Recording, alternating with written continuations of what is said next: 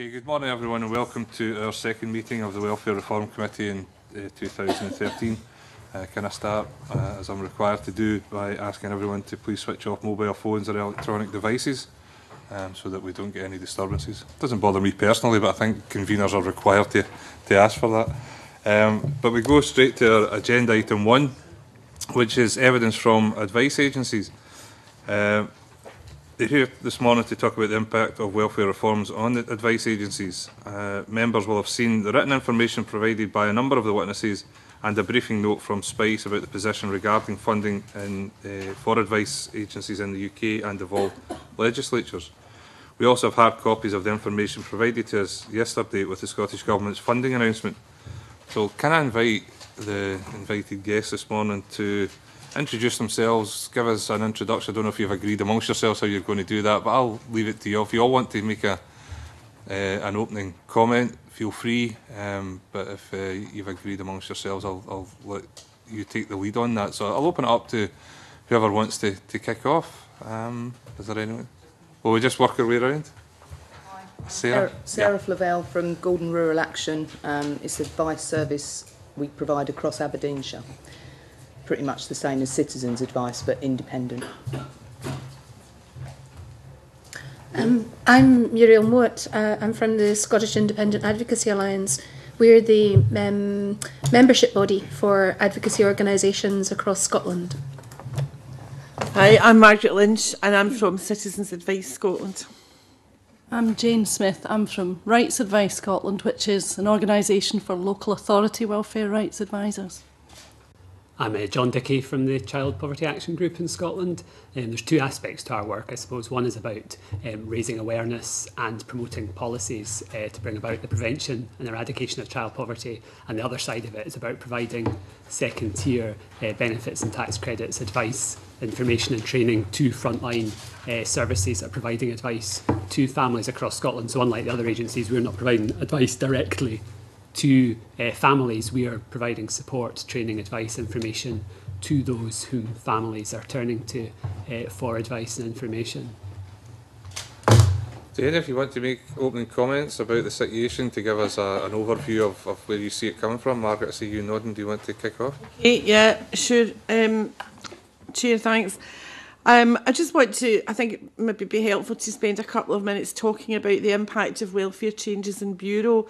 We have 61 Citizens Advice Bureau across Scotland with about 300 or so outreach points, and we see several 100,000 clients every year. The issues that clients present at their local bureau are now more numerous and more complex and therefore more time consuming to deal with than ever before. We've seen an increase in the volume of work, but we've not been able to see an increase in the number of clients that we see because clients are presenting with more complex problems. I was speaking to a volunteer advisor in our Parkhead Bureau yesterday who said that it can take upwards of 2 hours to complete an ESA form, for example. And that's part of the problem. The other part of the problem is that the Bureau across Scotland have experienced an 8% reduction in funding over the last 2 years in real terms. And I mean, it's like everything else, you know, you can cut your coat according to your cloth, but less money means that you have less ability to deal with the numbers of clients that are presenting.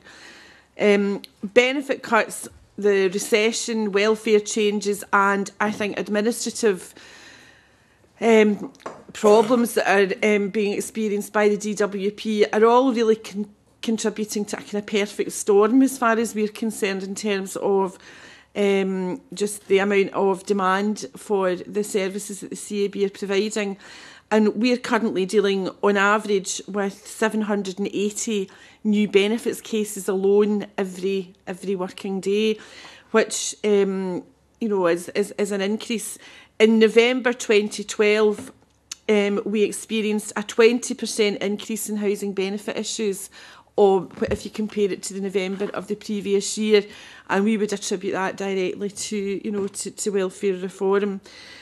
The shift from incapacity benefit to employment support allowance is a key driver of the demand. In a year, the number of cases that we're handling in relation to the shift to ESA has gone up by 55%. There's also a greater need for representation at benefit tribunals. And again, we've experienced an increase of 62% in the number of tribunals that we've been asked to represent people at. Clients now are coming to us not with one issue, but with multiple issues that are all colliding in each other. And as we're looking forward, you know, people think that welfare reform is something that's going to happen when universal credit takes place. Welfare reform's already taken place just now, and it's taken place within this broader context of changes to benefits, the uprating cap of 1% that will take £210 million out of the pockets of the poorest people in Scotland is just an example of that, as are you know, the changes to child tax credits. So we have got a number of concerns over the, I suppose, capacity of Bureau to deliver, and that's why we basically decided that we can't do this on our own. And Citizens Advice Scotland, just before Christmas, we called a meeting of, I think it was 23 of the national advice agencies to ensure that we're all working together in a collaborative way to make sure that we pool our collective resources and our collective strength, and that we reach as many people as possible. And I think that collaborative approach is absolutely the key, you know, to addressing the issue. You'll be aware that yesterday the Deputy First Minister announced an additional £5.4 million for advice agencies across the sector. CAS had lobbied very, very hard for that money. I think the Deputy First Minister and others would concede that a lot of the heavy lifting in that lobbying exercise was done by CAS. But we were not lobbying for that money just to come to CAS. We specifically went out and lobbied for a resource to be made available across the advice agencies in Scotland, because we recognise that we cannot do this alone, and we need to be working much more closely with our colleagues in local government. We have, however, two concerns that we want to put before the committee. First of all, a number of our bureau have seen the local authority, the funding that they've received from local authorities over the last couple of years decrease. I think in all but 3 cases, funding has either stood still or it has decreased. And the real worry that I've got is that some people in local government might be looking at yesterday's announcement and decide to take some petrol out of the tank, you know, thinking that we've got 5.4 million, and that'll be a reason for them reducing the grant that they provide to their local CABs. The whole purpose of the money that we, you know, secured for across the sector yesterday is that this should enable us to see additional clients so that we can mitigate the worst impact of welfare reform. And it would create a really perverse, you know, it creates a perverse incentive to other funders if they think that a local authority responds to CAS or any other advice agency getting funding from, whether it's the UK government, we know that that's in prospect at the moment, or the Scottish Government, is a kind of reason for them scaling back what they're able to give us. So that's one concern. The second concern that we've got really is the total lack of transparency from the DWP. We are not able to get advance warning from the DWP about what their plans are. You know, we could actually work much more effectively if we had a planned approach to mitigating the worst impacts of welfare reform. And if the DWP are just so kind of opaque about how they intend to roll out welfare reform in Scotland, then it places a real difficult burden on our shoulders. I mean, people, it's not providing advice or providing additional advice isn't like switching on a light bulb in a room. You have to plan it. You know, there are people who need to be recruited, whether they're volunteers or paid members of staff, people who need to be then trained to an acceptable standard, premises need to be secured, you know, there's quite a complex logistical exercise involved in coordinating and ensuring that you're getting the right advice to the right people at the right time. And the concern that we have really with the DWP is that they're not, you know, but we're not really getting. I mean, I meet with Richard Cornish about once every 6 weeks, and what we get is warm words, you know, a kind of gentle encouragement, but absolutely nothing of any real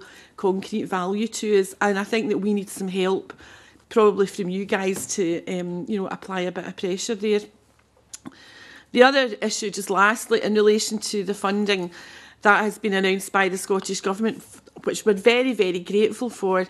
The funding package, the 5.4 million, is over 2 years, and again it relates to the point I made about planning and logistics, and you know, making the most effective response that you can.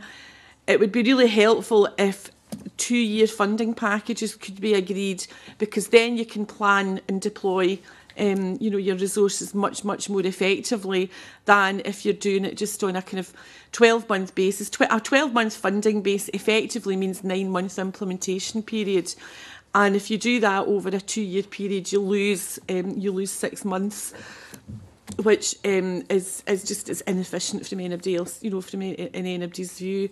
But I think the key thing that we need at the moment really is some advocacy support, and anything that you can do to get the DWP in front of this committee. We'd be happy to supply you with a list of questions that we would like to see the answers to, and that would be of great value to us. John, did you want to make any comments? Yes, I mean, clearly welfare reform has a massive impact on both aspects of the work that I described, both the policy work and the second tier income maximisation work. I think, as we've said in previous evidence to this committee, independent modelling forecasts that 800,000 more children across the UK will be pushed into poverty as a result of UK tax and benefit policies. And since we gave that evidence, we've now had, just in the last week, confirmation from the UK government that the 1% cap on benefit uprating in itself will push another 200,000 children into poverty across the UK. And drawing from that, estimates of the overall number of children being pushed into poverty in Scotland, at least 50,000, if not 100,000 children pushed into poverty across Scotland. So clearly children are in the firing line in terms of UK welfare reforms, which is where our particular interest comes in. Unlike other agencies here, as I said, we don't provide the direct support to children and families. What we do is provide advice, training, information to citizen advice bureaus, to local authorities, to health workers in the NHS, to advisors in colleges, to frontline staff working with families in children's organisations and disability organisations. And all those people basically that families look to for support and advice in terms of dealing with the impact of welfare reform and just looking to maximise their incomes generally. We've already seen massive increases in the demand from the frontline agencies for our services. So demand for our training is up 60% since 2010-11. Demand for our expert casework support advice line went up 50% between 2009-2011, and it's now just operating at capacity. So it hasn't gone up since, because we're just, you know, it's at full capacity in terms of our current resourcing. But we also undertook or commissioned independent evaluation of our second tier services, and that included a survey of over 500 of the frontline workers and volunteers that use our services. And the clear message back was from them, you know, echoing what Margaret's flagged up, is the expectation is the demand for their services is going to increase, but as a result of that, they expect to need CPAG's second tier advice and support in a greater way in the years going ahead. That evaluation also flagged up an increasing concerns that the costs of training, the cost of accessing the kind of support and advice and service that we can provide, the cost of that to frontline agencies was increasingly a barrier to them being able to get the high quality expert second tier support they need. So that's one of the issues I'd want to flag up.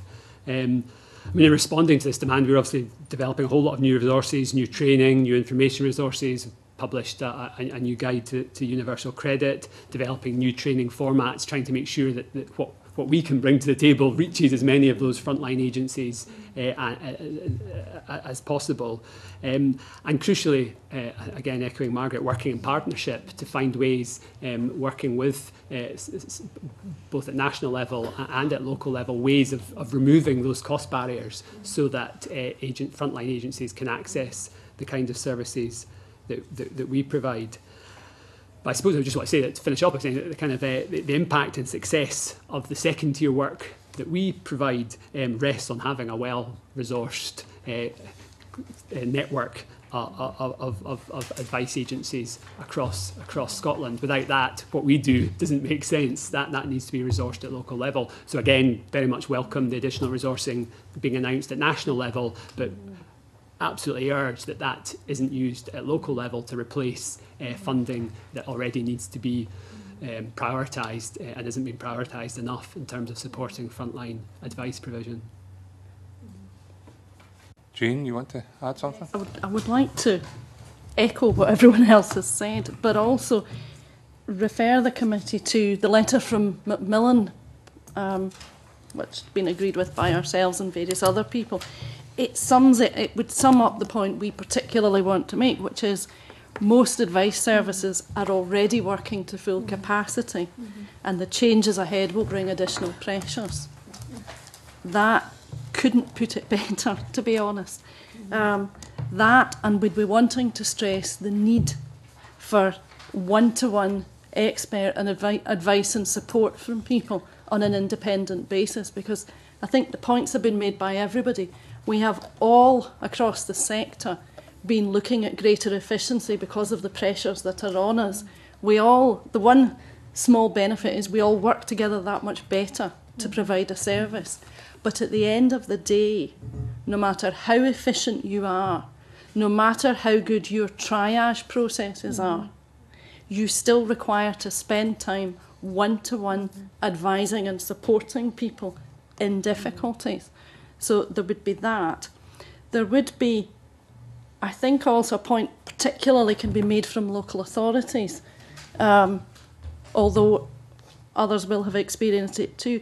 The other particular concern is that when things go wrong, when people don't get advice and support, there is a massive level of pressure and expense on other services. Welfare, that's always been the case. Welfare reform, however, partly because of the processes involved in it, has simply brought in pressure on those services also. The committee's got a copy of at the Deep End report where GPs are saying we are spending a lot of time dealing with welfare reform. And that's a lot of the time before it goes wrong, if you like, rather than dealing with direct health provision. Now, that would be true of addiction services, mental health services, childcare, social work, all of those things. Simply dealing with welfare reform, dealing with, I have a slight tendency to rant, so I'll try and avoid it, but dealing with things like there is a revolving door for employment support allowance as part of welfare reform, where, for example, someone with learning difficulties, I'm very well aware of this one, every 6 months he's called to attend a medical. Now, if we are able to provide a staff member to attend with him, which takes quite some time, he will be saved a degree of stress, and there's a reasonable chance he will pass the medical. He has, however, had to attend 4 different benefit appeals. Now, all of you here will have local authority appeal services who will be under great pressure to support people at appeals. We do enormous number of appeals. My own authority has a population of about 79,000 and is doing at the moment about 100 appeals a month. And that number is going up and up. There are references in the paperwork to 6% increases and so on. Anecdotally, we think it's going to go up considerably more than that in terms of the referrals we're getting. So those things are putting on pressure on services as people look for evidence, as claimants find themselves with no money. And this is going to grow when you look at changes in sanctions, when you look at the conditionality rules that require people to do more, to look for more work, which in many cases, regrettably, is not there. You know, claimants by and large are not lazy or foolish or not willing to look at aids and adaptations. Claimants are caught up in this system. When they are sanctioned, they will not have enough to live on. Benefit is not generous. Therefore, what happens is you have increased admissions to hospital, you have children going into care potentially, you certainly have people being involved in trying to sort all of that out. And that's before we add in the bedroom tax. That's before we add in personal independence payment, where DWP's estimates say there will be a 20% cut in the number of people who receive that. That's not just a monetary loss for that. That affects the amount of housing benefit you get potentially in very big ways for people who are already been affected by possibly the bedroom tax, certainly by the ways it's been calculated. So there are huge knock-on effects, and these are not knock-on effects for people who are reasonably well off or who have options. The worst knock-on effects, unfortunately, are for the most vulnerable. John mentioned children. We would have particular concerns, obviously, about children, also for people with mental health problems and so on. Add into that, at the risk of repeating other people's points, digital inclusion. Now, I'm taking a quick look round the table. Most people here probably are really reasonably confident, would be reasonably comfortable about working online. If you don't have a home computer, that will not be the case. If you have, we support significant numbers of people who can't read and write. How on earth are they going to make an online claim? Also, claiming is not just about putting in information. It's about putting information in a format that enables you to access your rights. When we advise people, we require to give advice using the online support system, which is going to take a great deal longer, which is going to require considerable resources in the sense of physical resources, computers, crudely put, computing space, travel time to get to that computer for the person, advice and support. It's a very different way of advising and supporting. And it's quite easy, I think, to look around and say, oh, well, the average 17-year-old can do it, so it's not a problem. That's not the case. And even a very intelligent 17-year-old can't if they don't have both a computer and internet access. When how many claimants nowadays have a landline? For example. So we're very seriously concerned. We are working to capacity. We've made a whole series of changes to try to make it better, but there is no substitute for one-to-one advice and support. And if that isn't there, there will be horrendous individual people costs. There's a lot of stuff available on the internet about people self-harming as a result of employment support allowance, medicals and so on. That's not rumour-mongering or scaremongering, that is true. There's going to be an increase in that, and there's going to be an increase in other costs as well.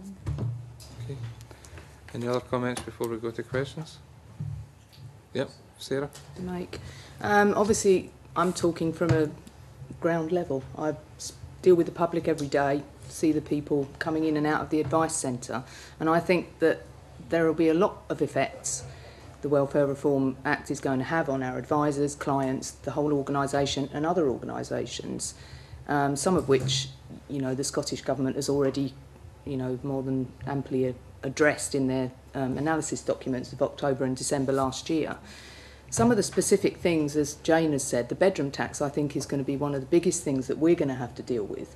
Social housing in Aberdeenshire is, rural Aberdeenshire particularly, is at a premium. And often homeless people are given a two-bedroom flat because that's all that's available. There's going to be no obligation to rehouse any of those people, but they will not get paid the housing benefit that will cover their rent. Same for families whose children have left home. There's nowhere to move them to that's smaller. for the council, you know, where we are, and yet they won't get paid for those extra bedrooms. The government seems to have had quite a big campaign to recruit more foster parents. Now, foster parents are not going to be able to be paid housing benefit for a bedroom for a temporary, and that could mean up to a year, placement of a foster child. So that is not going to encourage children, you know, parents to come forward to foster. The disabled clients that we deal with, quite a lot of disabled clients who are also quite isolated in rural areas of Aberdeenshire. Disabled children are now going to be expected to share with siblings of the same gender, which is going to cause problems. We have couples who currently qualify for 2 bedrooms because they can't share because one has a severe disablement. Some of those people are going to be affected by this bedroom tax. And as Jane said, this is all going to have a knock-on effect to their health, their family relationships, the debt, which of course we already see many debt clients in our agencies. That is going to go up and is already going up.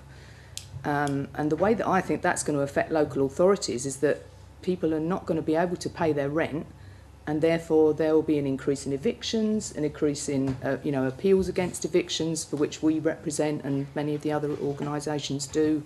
So their resources, the local authority resources, are all going to be stretched further and further at a time when our funding has not really changed. Aberdeenshire Council has recently done a big review of advice services, and they're being fairly supportive of the needs of the agencies and the value that we bring to the clients. But you know, whether they will be able to actually provide us materially with more money, particularly for the IT system. Our IT system is, well, out of the arc would be an exaggeration. And with all these new online applications that we're going to have to be doing, it's going to stretch our resources, human and technological, further and further. Obviously, you know, there are people coming in already because we've recently moved to an online application for housing. And, you know, as Jane said, many of our rural Aberdeenshire doesn't have particularly good internet access in the first place. It's too expensive for a lot of our clients.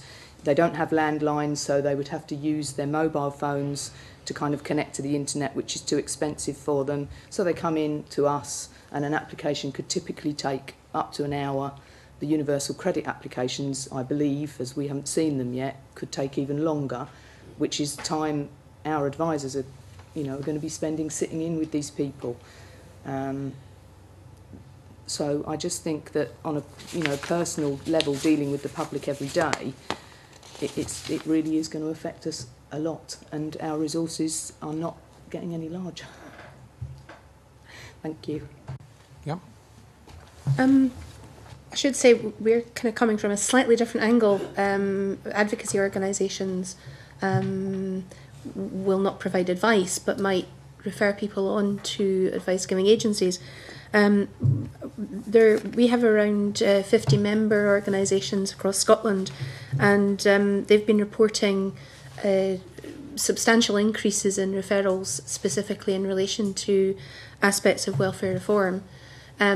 Most of the organisations work with people with mental health problems, with learning disabilities, and particularly in relation to benefits assessments, medical assessments, they're reporting that people are being called for medicals on a regular basis, that people's stress levels are increasing, that the impact of those assessments is having a really negative effect on their mental health. One organisation actually stated that they'd had a huge increase in the number of requests to support people. This is an organisation that's based in East Ayrshire, and the assessment centre is in Ayr, so they have a 30-mile round trip. It can take up to a day for an advocate to support an individual at a medical. They don't have the resources to sustain that for the increasing number of referrals they've had.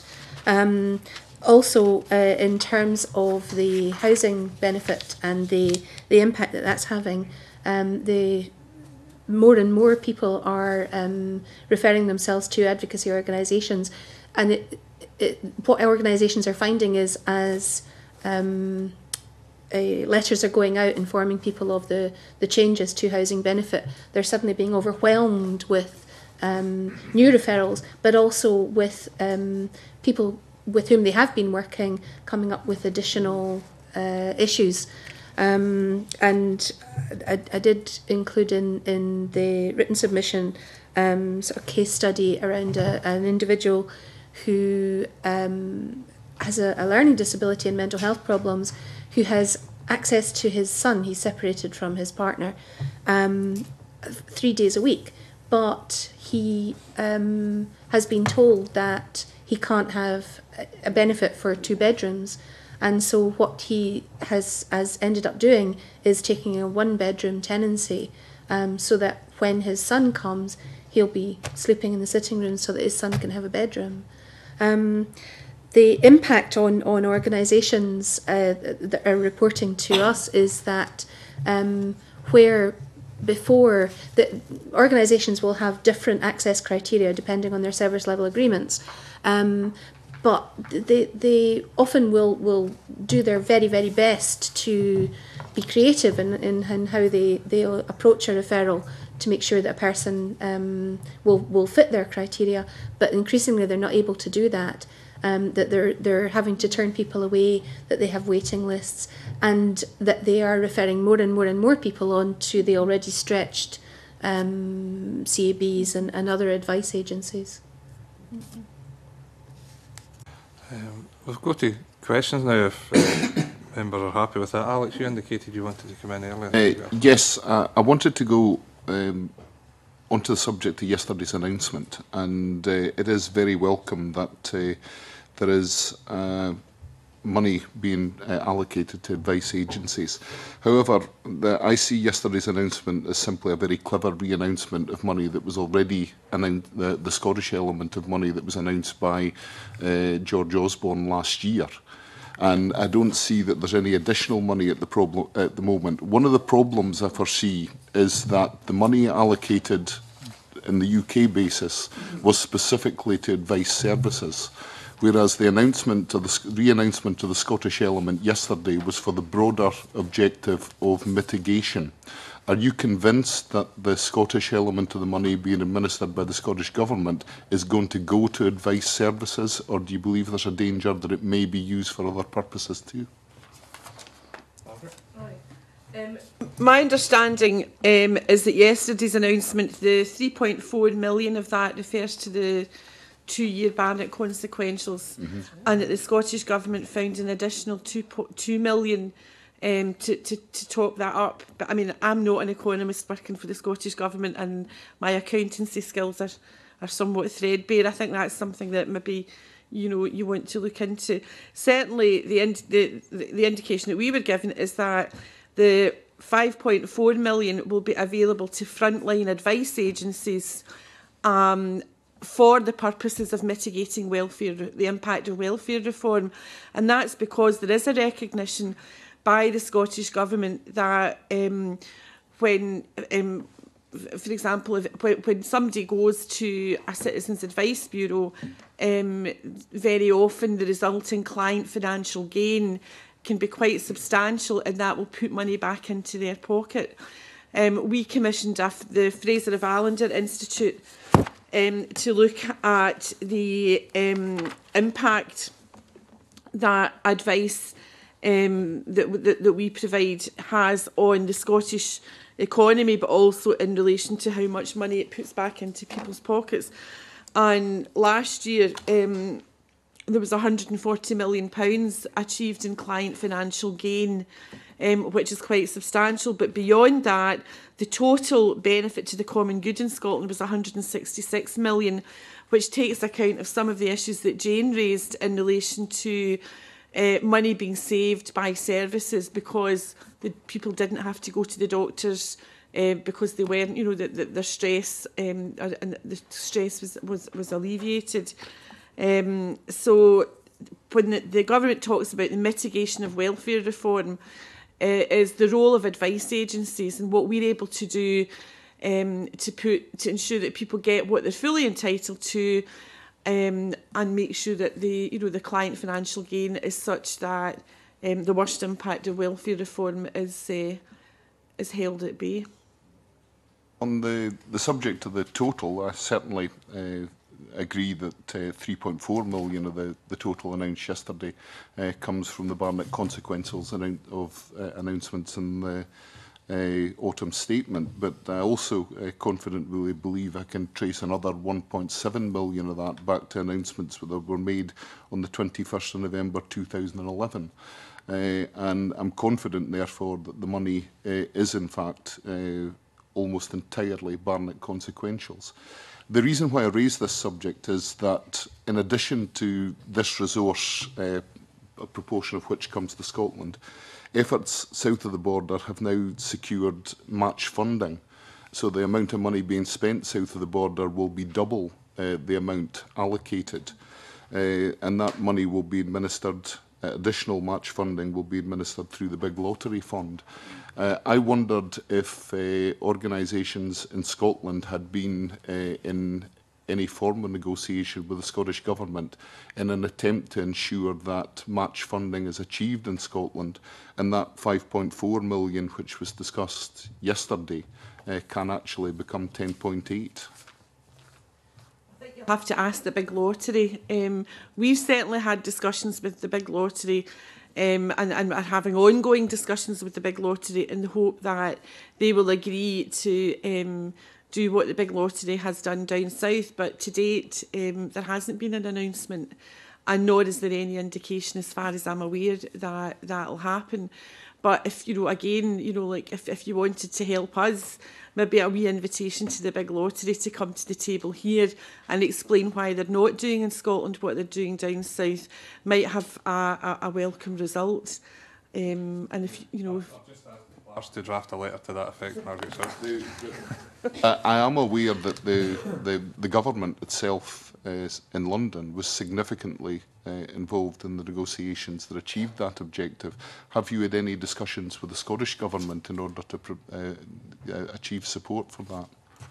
To be honest with you, I can't really comment on what discussions or negotiations have been going on between the Deputy First Minister or any other member of the Scottish Government and the Big Lottery. All I can really speak about is what we directly have been doing, and certainly we've had a series of meetings with the Big Lottery, and we're doing everything that we can to persuade them that this is something that they should really get behind. I think there's an inevitability. Right? Eventually, the Big Lottery in Scotland will come round to doing something about mitigating the worst impacts of welfare reform. I think that possibly, possibly they're not yet fully aware of the impact that welfare reform will have in some of the poorest families and communities in Scotland, and that's our job to try and get that message across to them.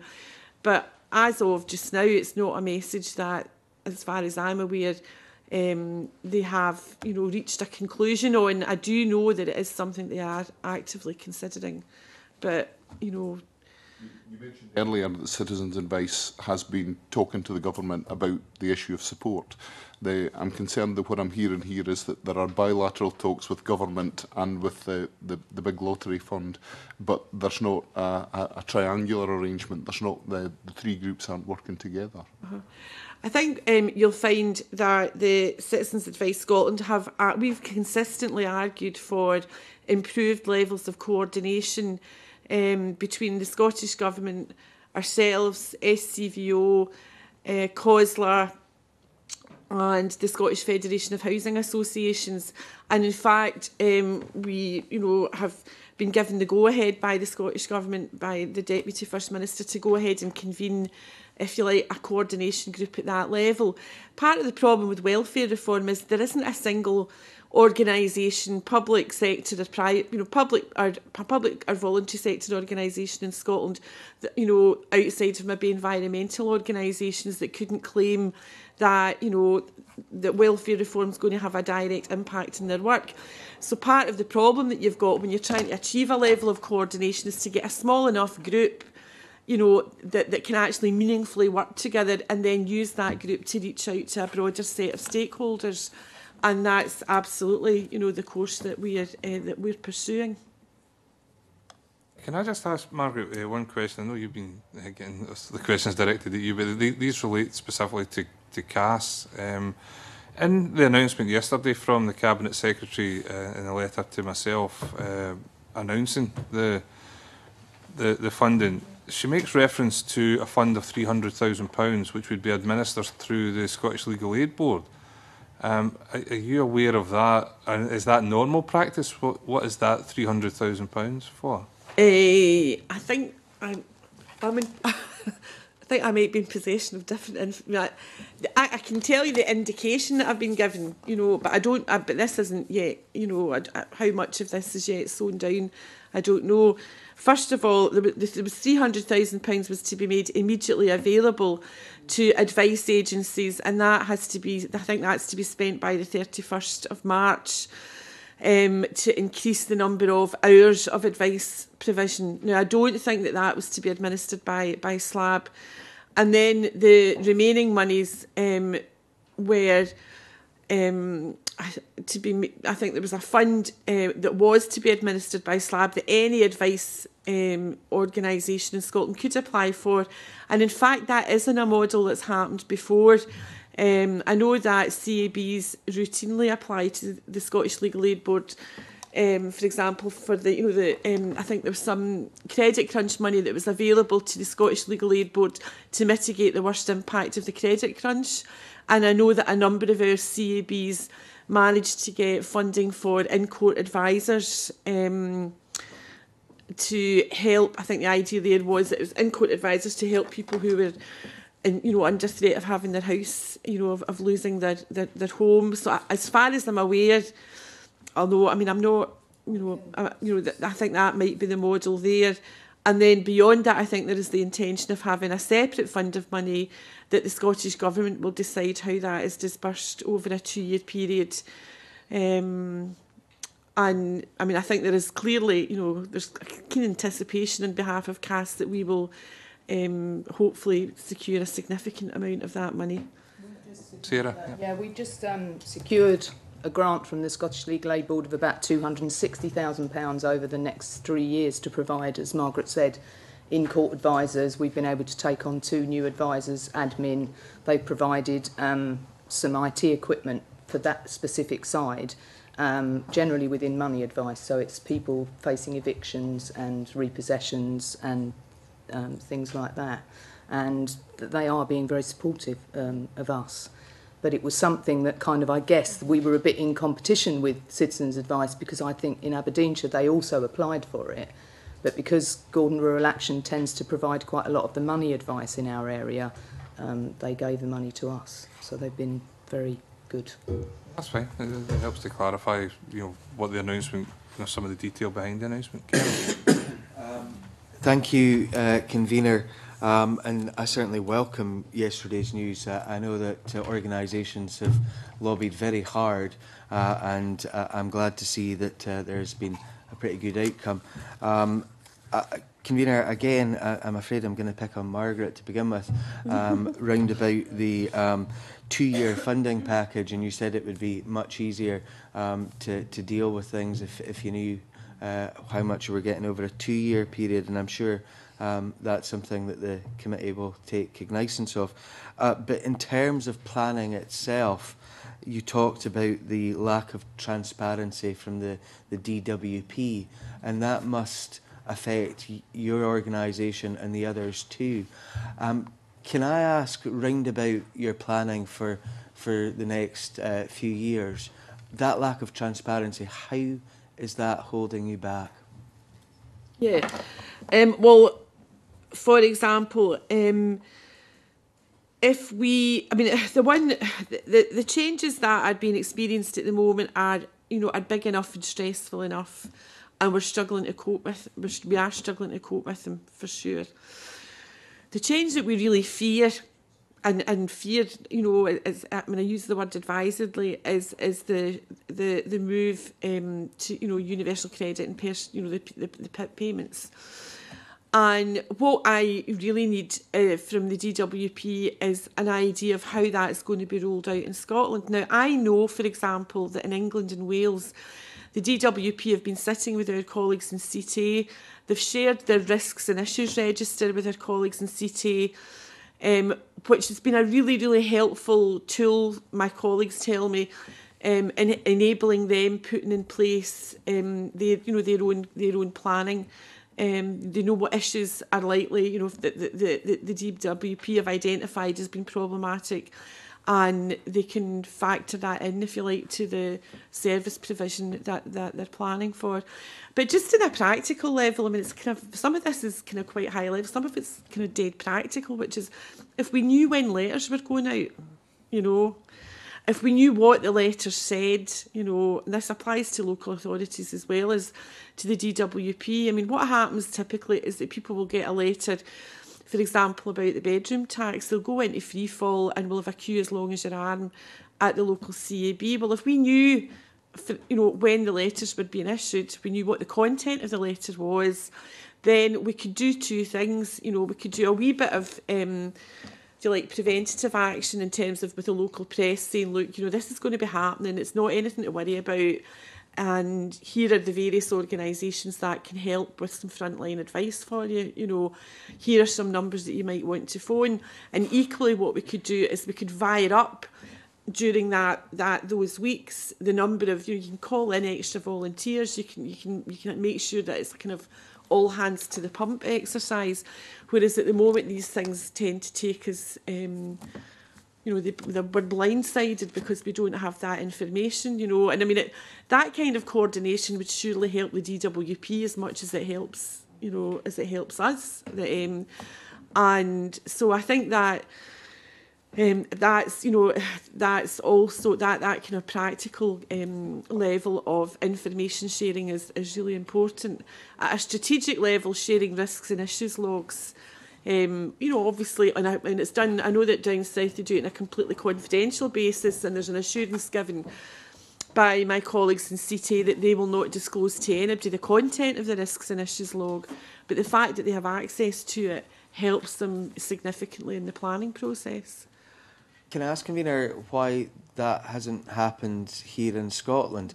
Are they citing any reasons for that, data protection reasons or anything else? No, I mean, I asked Richard Cornish, I told Richard about the access that my colleagues had. I think it was in a meeting that I had with him. I mean, it might have been last September. I'm a bit vague about the date, but and he said that they would look into it, but it's not really it's not been forthcoming, and no real reason has been given for it. Whether or not, I think it'd be really interesting to find out, Kevin, whether or not the Scottish Government have got access to the risks and issues log of the DWP, because that's I think that would be, I mean, there are, if the Scottish Government have access to the risk and issues log, they can sort of tell us, here are the things that you should be looking at. I don't need to see the thing in front of me. The other thing is that there are some, I think again, if I was to give the committee some advice, it would be, there is a pilot project in Edinburgh, the Dunedin Canmore project. Now, I know that just anecdotally, I've spoken to a number of my colleagues and said the whole point of this project was that it was a learning exercise, and we were capturing the learning so that we could work out how best to support people in moving forward. And there's just tight as a drum doesn't really do it justice, and we're told informally how true this is. I don't know. So I mean, I don't know how accurate this is, but if you like, the word on the streets is that Dunedin Canmore have been told by the DWP that they're not to be open about what's actually happening in that pilot. Now, the reality is that the pilot's public money. This is public money that's paying for this pilot, And the DWP have to be held to be accountable in the same way that any other government department is held accountable. So again, it would do us a great service if you could get the Dunedin Canmore chair or chief executive up here alongside Richard Cornish from the DWP and really rattle their cages so that the learning from that project is shared with all of us, because I think that's something that's really, really important. What's the point in having a pilot project if you don't capture the results and share them and use them in your forward planning? Convener, in terms of the risk and issues register, I think we should write to the Scottish Government and see if they have got access to it. And I think that we should try and find out what the difference is between what's happening south of the border and here in that regard.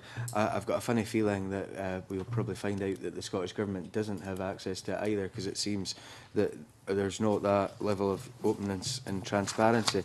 In terms of Dunedin Canmore, we've already been there, and Convener, I think a revisit or some evidence would not be harmful there. Could I move on, though, in terms of building up a plan for the future? I wonder if Jane and Sarah could give us an idea of how this lack of transparency would be holding back the local authorities and the likes of Grain.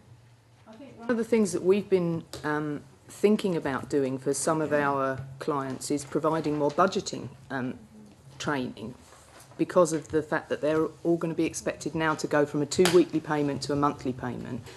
Now that people already struggle, some of our clients already struggle with budgeting their money for 2 weeks at a time. When you haven't got very much money and it's given to you once a month, and coupled with the fact that they are going to be expected to pay their rent directly, not that money isn't going to go directly to the social landlord or the private landlord. A lot of our clients don't have bank accounts. They have a post office card account, which will involve them having to collect a large amount of cash once a month from the post office and head down to the council or pay their landlord in cash. And so they're going to need quite a lot of help with that. Now, the Welfare Reform Act has said that vulnerable clients will be able to ask for help with this or to have their rent paid, but unfortunately the word vulnerable has not actually been defined, and you can't find out who is going to be vulnerable. So that means we're just going to have to give training to all those that we think may or may not, qualify for having the help. So that could mean that we're spending money that we don't need to spend, teaching people that may in the end be considered vulnerable and not have to have those rules imposed upon them. So I can see that one specific way is going to affect us quite a lot. Yes, I think one of the points about the DWP leaving transparency aside to one side for a minute, every presentation that they do on welfare reform talks quite rightly about the need for advice and support, and they have a list. And in terms of providing or funding, which is important here obviously, advice and support, they are at the bottom of the list, not at the top. So there is a recognition of the need for advice and support. And then, but we won't be, I certainly think they're not the best people to provide it a fair amount of the time directly. They certainly should be funding it since they're generating the need. They're not. So they're at the bottom of that list, which is a point worth making. Dunedin Canmore is really interesting, but in terms of the information that is available, the one thing that's very clear is it did show up the need for one-to-one personal advice and support. And I can't stress that one enough. It was clear that they started with the people who they didn't envisage as having problems with a move to monthly payments and so on. So they started with the people you would think would be easy to move over and still found a need for one-to-one. And they have recognised that there are some people who will simply not cope at all. So if, in terms of the information that's out there, it's quite clear that the need is for that very direct level of support. I think the other points we would make, Sarah's just made one of them, there's a need for what you might loosely call integrated advice is it's not just about people's benefits rights. It's about linking in and providing associated money advice. The tragedy for many people is what would like to be happening is challenging a decision. When that really can't be done, there is a need to help people manage the unmanageable, loosely put, which is a terrible thing to say, but that's where it's at. The final thing we would say is there is also, in the broadest sense, a need to be challenging decisions, because all of this is enshrined in the law. And how that law is interpreted is incredibly important. 3 of my colleagues will be at the Upper Tribunal on Wednesday with a tribunal of 3 judges looking at a particular aspect of employment support allowance. If that appeal is successful, that will benefit across the UK certainly tens of thousands of people, probably hundreds of thousands of people. So challenging decisions on an individual basis, but also at the level of the upper tribunal, as appeals representatives do, is very, very important, because those decisions affect how welfare reform works or doesn't work in real life. So I think I would put that in as well.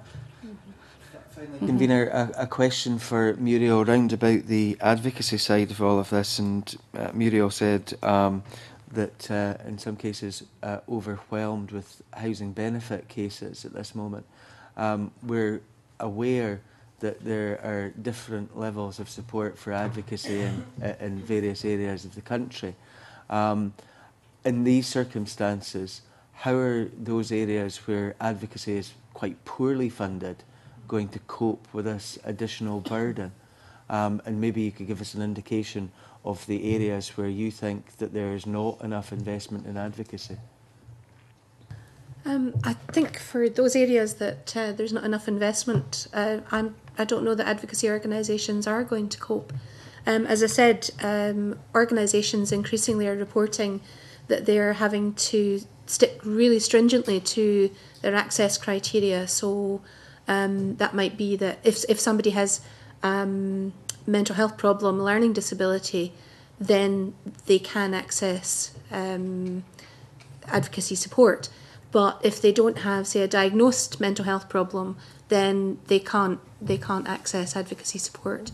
Yeah, advocacy funding varies around the country and from local authority area to area. And what organisations are reporting to us just now is that their budgets are being squeezed ever tighter, either because they're in their service level agreements, their access criteria are being broadened so that in theory they can advocate for more people, but in practice they're also asked to prioritise statutory duties. So they may have to prioritise purely attendance, say, at mental health tribunals if they have a lot of referrals for these, and therefore wouldn't be able to be in a position to support somebody within, say, a medical assessment, or would simply have to pass people on to advice agencies. One organisation actually reported this was within Ayrshire, that the increasing numbers of referrals they're getting are actually coming via other agencies, CPNs, addiction agencies, who are all saying to their clients, go to the advocacy organisation, they'll be able to help you, where they can't. I don't have figures with me in terms of who, relative funding, although I would say that information is available on our website, because we produce a biannual map of advocacy provision. That said, with any data that you get along these lines, as soon as it's finished, it's out of date. So it covered up to April of last year, and I know that things have been subject to change quite a bit since. Thanks for that. In my own area in Aberdeen and Grampian, I know that advocacy provision is not as it should be, in my opinion. In terms of the complications of the access to benefits through the internet, as being said, that obviously causes your clients quite a lot of difficulty. There has also been, through my office, and I don't know about other MSPs, a situation where there seems to be duplication of stuff that's going to folk, often the same letter going twice. I don't know if you've come across that, but from my experience, that has got a real knock-on effect, particularly with those with mental health problems. I wonder if your organisations have come across that, and maybe some comment on that, please. That's not something that's been reported to us. It's interesting, actually, and I will go back and ask that question. Certainly from the reports we have had in terms of the anxieties that are created for people when they do get these any kind of communication, you know, that if they're getting that information twice, I would anticipate that that's going to have a really kind of negative impact. Sorry, I forgot the first. Oh yes, yes. Actually, that was something that was reported quite broadly from a number of different areas. That many of the advocacy organisations' clients don't have access, as you said. They don't have access to PCs. They don't have them at home. They haven't maybe been accustomed to using libraries. They will go to organisations, advocacy organisations or advice organisations, but they don't have any familiarity with online applications, and that in itself creates anxiety. One advocacy organisation specifically reported that the amount of time that they're spending increasingly supporting people around looking at online applications has increased quite substantially.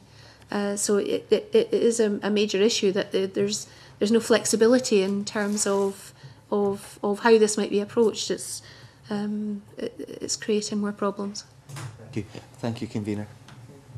Just because Kevin has spoken on it and it's been referenced by some of the witnesses today, we have met Dunedin Canmore, and my understanding is, well, they haven't quite signed the Official Secrets Act.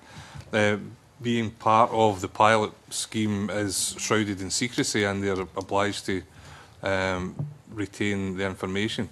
And when we met with them, again, it wasn't quite Chatham House rules, but they went to great lengths to ask us not to share the information particularly widely. So there is a degree of secrecy, which is probably, as was pointed out, given that we're talking about government money being spent on welfare reforms that are having such an impact on members of the public, it is disappointing that information is not out there to help those who are going to be impacted by it. But that's something we could possibly take up in another way.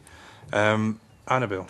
Thank you, convener. Good morning, everyone. Thanks very much for coming along, and it's been very helpful to hear in detail your specific experiences, because that's the information that the committee needs to do its job. I was struck by Jane's comment about the fact that the DWP is at the bottom of the list in terms of advice provider, and that there may be a feeling that that's where it should be. But nonetheless, the point was also made that they're creating the demand, and therefore they should pay for the advice that's required to deal with the demand. I would say, of course, that regrettably, in my view, welfare matters are currently reserved to Westminster. And we indeed heard, and it may interest my colleague on my left here, Alex Johnson, to note that further to a written question last week in the House of Commons on specifically the question as to whether there may be additional UK government funding for advice issues, the answer was an unequivocal no, there wouldn't be. So I think that's making it clear from the UK government's perspective how they see advice and the importance of it, or rather not. But I was struck particularly with a submission by CAB, but again, it raises issues that I'm sure you all have experience of, and it was the specific role, if you like, of Job Centre Plus, or what it is they do or don't do. And I was very struck, I mean, dealing with the online issue, I was struck very much by the case studies whereby, for example, in seeking to apply for job seekers allowance, a particular client was told in the west of Scotland, that they had to apply for job seekers allowance either over the phone or online, and that there was simply no other way. There was no other way to apply. And in the instant case, the client couldn't do that either by phone, as they had a hearing difficulty, nor did they have access to the internet.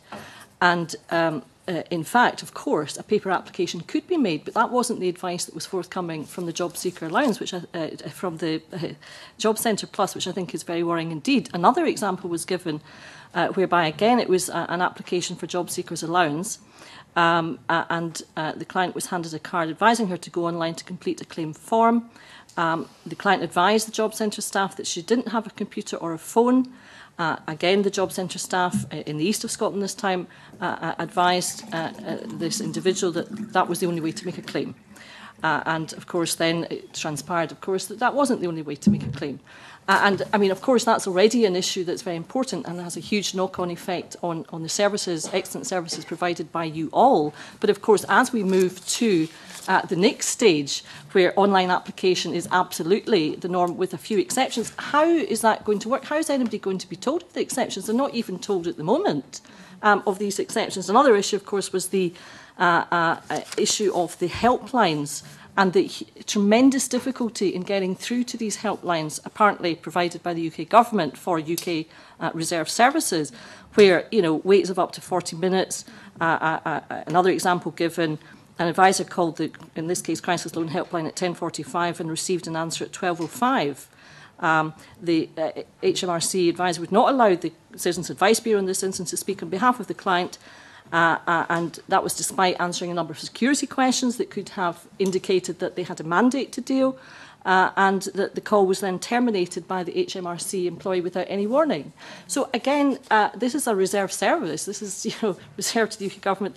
These agencies are supposed to be front-facing and dealing with the public in an appropriate and satisfactory manner. And I was very disturbed indeed to read these case studies. And as I say, this is the position, it seems, at the moment, and goodness knows what we're going to see in a few years' time. And I just wonder, you know, that was a paper provided by CAB, but I mean, if Margaret would wish to comment, and then if anybody else would wish to add their personal experience, that would be very helpful. Yes, thanks, Annabelle. No, you're absolutely right. I mean, there are growing numbers of reports coming in from our CABs of people being given incorrect information and advice from Job Centre Plus staff around the whole question of online applications or telephone applications. And as I say, I've got a meeting with Richard Cornish coming up, and one of the things that I want to basically talk to him about is how are the DWP monitoring and ensuring the quality and the standard of the advice and support that their people are providing. It certainly makes it very difficult for clients who, you know, maybe don't have a telephone in their own home, certainly don't have access to online, if they've been given that kind of incorrect advice. There's also, I think, another area that's causing massive problems across the board, which is just the kind of arbitrary nature of the sanctions that are applied by Job Centre Plus staff. We actually had a situation where it was exactly the same situation facing a mother and son, and the son got sanctioned and the mother didn't. You know, and that you think, well, you know, when the facts of the case were exactly the same, it's inexplicable to us why one gets sanctioned and the other didn't. It strikes me that, you know, I mean, to be honest, you know, the kind of arbitrary nature of this is that you get people who are getting sanctioned at one job centre for, you know, forgetting to bring their diary with them, whereas at another job centre they'll be told to come back in the afternoon or to bring it with them to their next appointment. And the problem now, really, with the consequences of receiving a sanction are just getting more and more and more severe, that I think that we really need to be putting a lot of pressure on the DWP to ensure that there's at least some consistency around the application of sanctions. I mean, it's arbitrary justice and arbitrary decision-making in administration is just not acceptable, you know. And it's certainly causing a lot of our clients, most of our clients who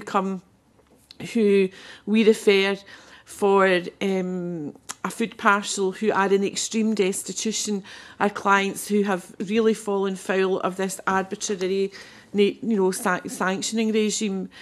I never thought I would see the day where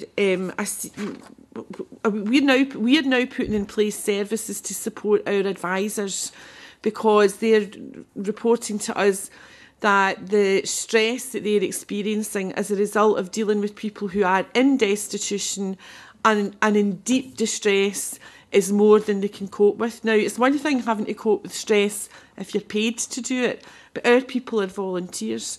So one of the things that we've put in place fairly recently is a referral service so that our volunteers can get access to counselling. But the other thing that we're putting in place at the moment is suicide awareness training for our volunteers. Now, I think, just on one level, I absolutely accept that it's a necessary and responsible action for us to take. But on another level, when I kind of step outside my own head and look at it, I think, how is it possible, you know, in the 21st century, in an advanced capitalist economy, when we are one of the richest nations in the world, that we have to have volunteer, you know, advisors trained in suicide prevention, you know, suicide awareness, because the welfare state has been ripped asunder. You know, I really find that difficult to either accept or understand. But that's part of it's, you know, it's part of what we're having to deal with. And, you know, I think some of this is about the law, which is there and can't be changed. But the arbitrary nature of the sanctioning regime absolutely is something that can be, you know, that can be addressed. And also, Job Centre Plus absolutely can ensure that their frontline staff are aware that people can make a paper application for benefit. And it's their job to facilitate that. They are civil servants paid through the public purse, and they should be ensuring that their job is to facilitate the processing of these applications, irrespective of whether they're made over the phone, online, or in person with somebody sitting in front of you. Thank you. Okay.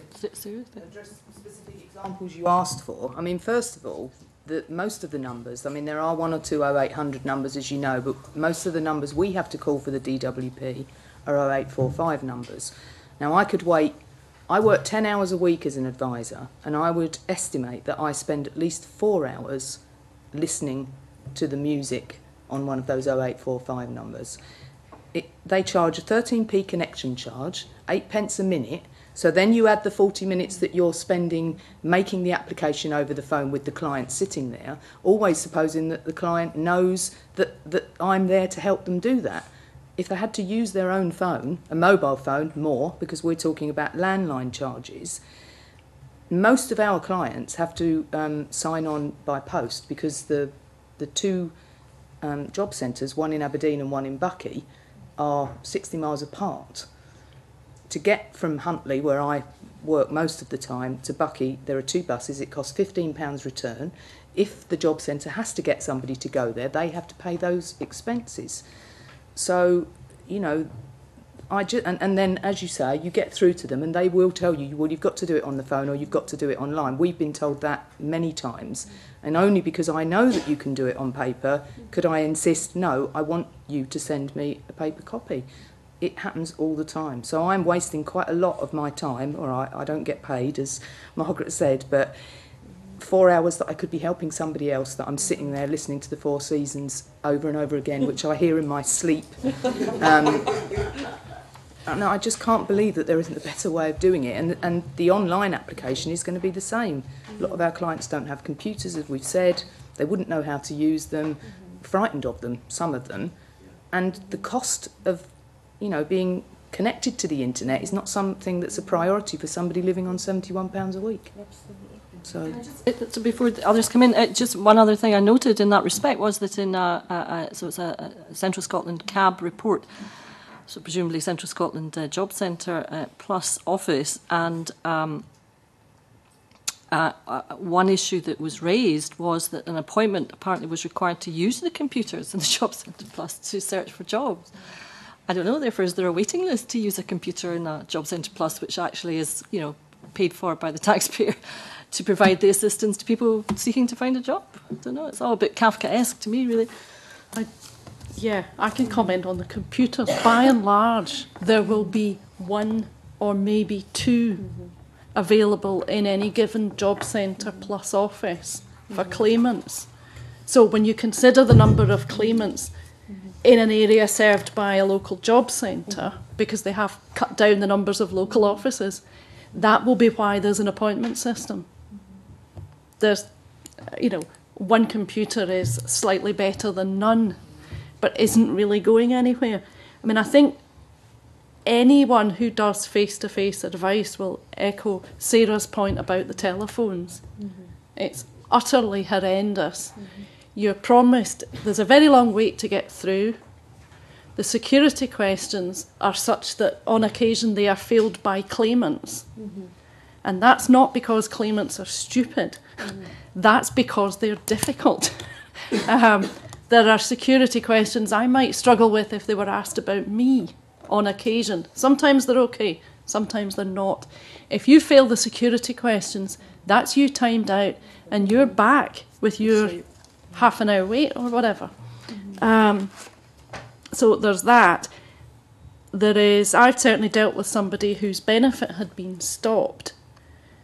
She was in so much distress that I couldn't tell whether she had a learning difficulty or whether she was merely very depressed and very hungry, because she was having great difficulty articulating. Now, this is local authority social work office. The admin staff brought her sandwiches, which is really just as well, because it took about 2.5 hours to get through. Her benefit had been stopped because the person she was caring for died. She'd been to the local job centre. They told her to go away and sort out her housing benefit. She went back.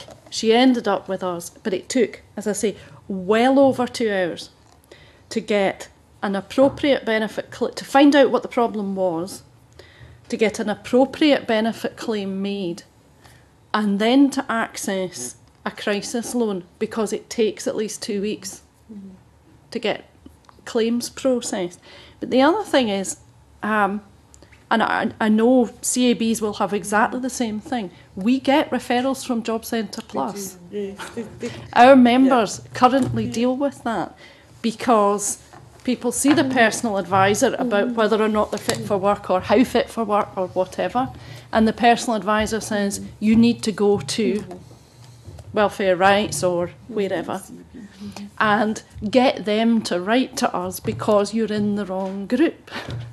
Now, I'm pleased they think we're good. We are good. We're very good. We're brilliant. We're what you need.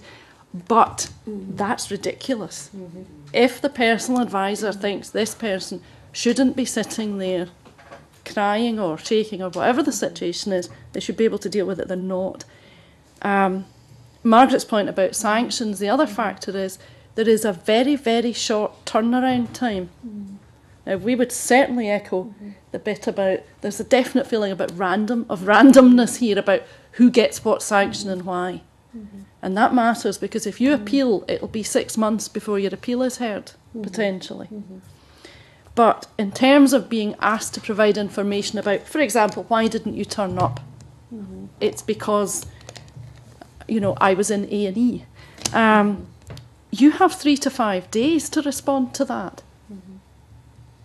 Now, if you need to see an advisor because you don't understand the letter, or you're afraid, or because the letter comes out at the same time as the letter saying your benefit will be stopped, or your housing benefit letter or anything else, how do you get to see somebody paying your high bus fares and get an appointment immediately with advice services.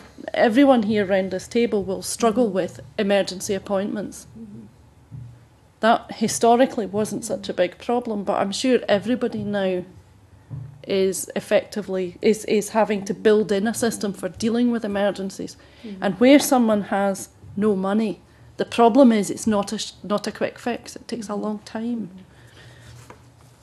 And thank you. I'll just make one comment, which, you know, and again, it's very, very helpful indeed to get the specific information from the front line. I mean, the comment I would make is, you know, the staff work in Job Centre Plus to the direction of the DWP management, and I think it's important to make that point.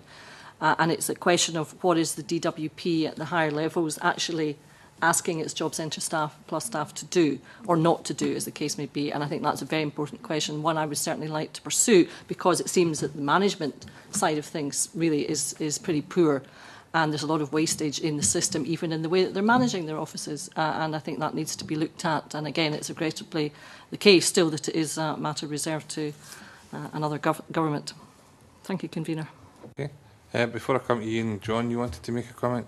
Yes. Just to reinforce this issue around wrong advice and information being given by Job Centre Plus staff, and it's certainly something we pick up in our casework support advice line. So this is the advice line where we provide casework support to frontline advisors when they're struggling with issues, and quite often they're struggling because they're getting told by Job Centre Plus that the information that they're or the case that they're making is wrong. So we then end up providing the kind of the legal support and advice to back up their case.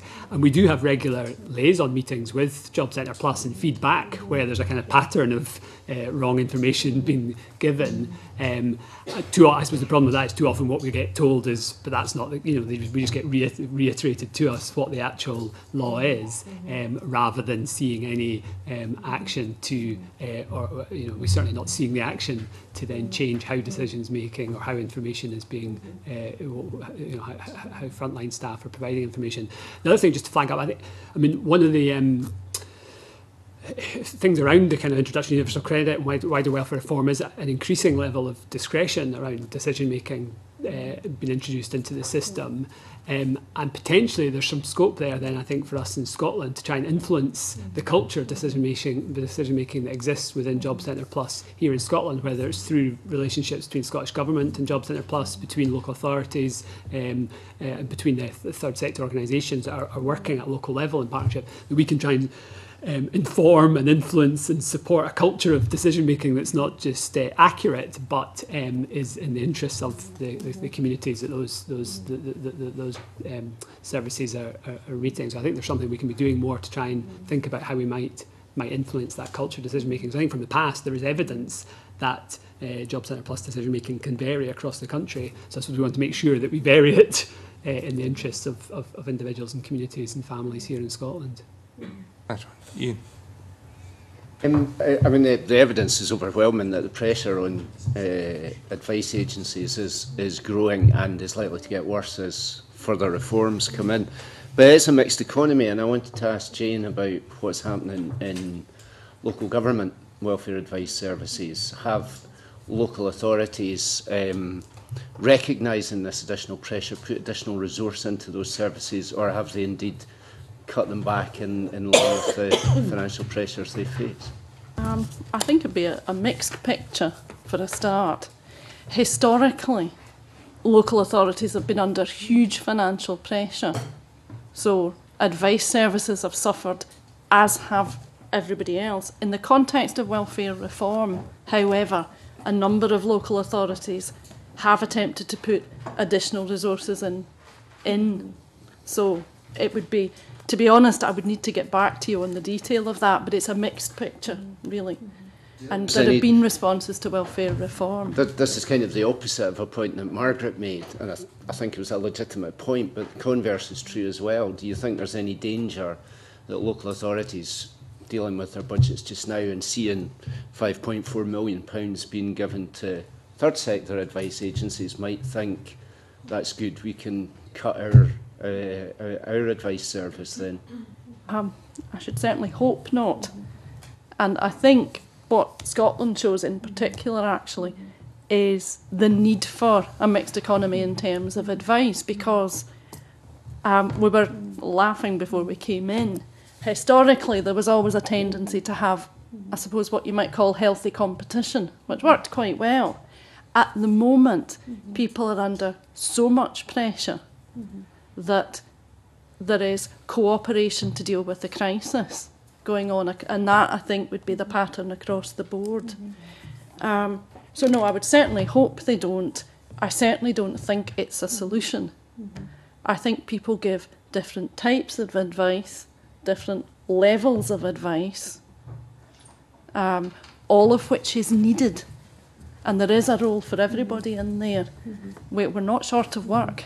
Nobody is fighting for work here. I mean, when we were... sorry, John. No, I suppose I would just come in and say I think there is...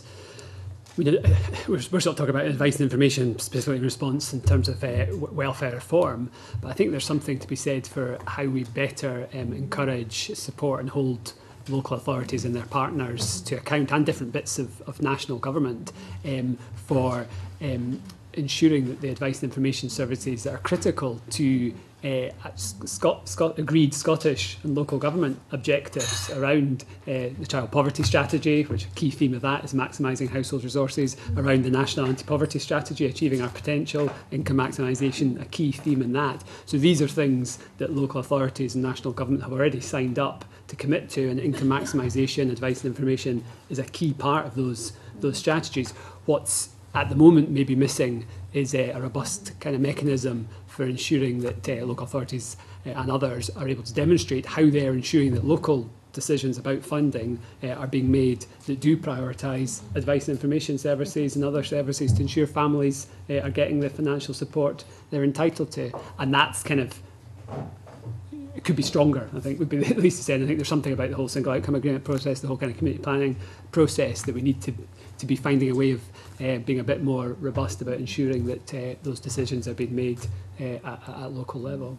Can I just add briefly that I did mention earlier that last year Aberdeenshire Council commissioned a big review of advice services in the whole of Aberdeenshire, to which Citizens Advice and ourselves and various other organisations were invited, and I think initially we were nervous that they were trying to find a way to cut the amount of money they were spending on it, but actually the outcome was that the report from the consultants, the outside consultants that they commissioned to do it, was very, very supportive of the amount of client financial gain and help that we brought to the clients, and how the council should be more supportive of that. So hopefully, if they were given some more money, you know, they would be filtering that out to our organisations.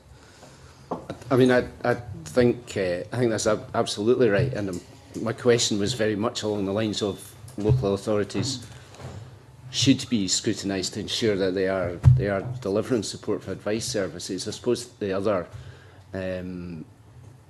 underlying bit of my question was around the comment Margaret made about the pressure on advice workers, particularly when facing people in such appalling circumstances.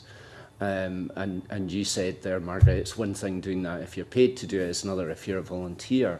And I suppose part of my question is whether by accident or design, my suspicion is perhaps in other parts of the UK it might be by design, but perhaps here by accident, that one of the things we're doing because of financial pressures is shifting the burden of providing these services which are required away from paid professional staff in local government to volunteers, and whether there's a danger, for example, of local authorities feeling, you know, we can provide what we're required to provide more cheaply by asking CAB or other advice agencies to do that. That seems to me wouldn't be a good thing.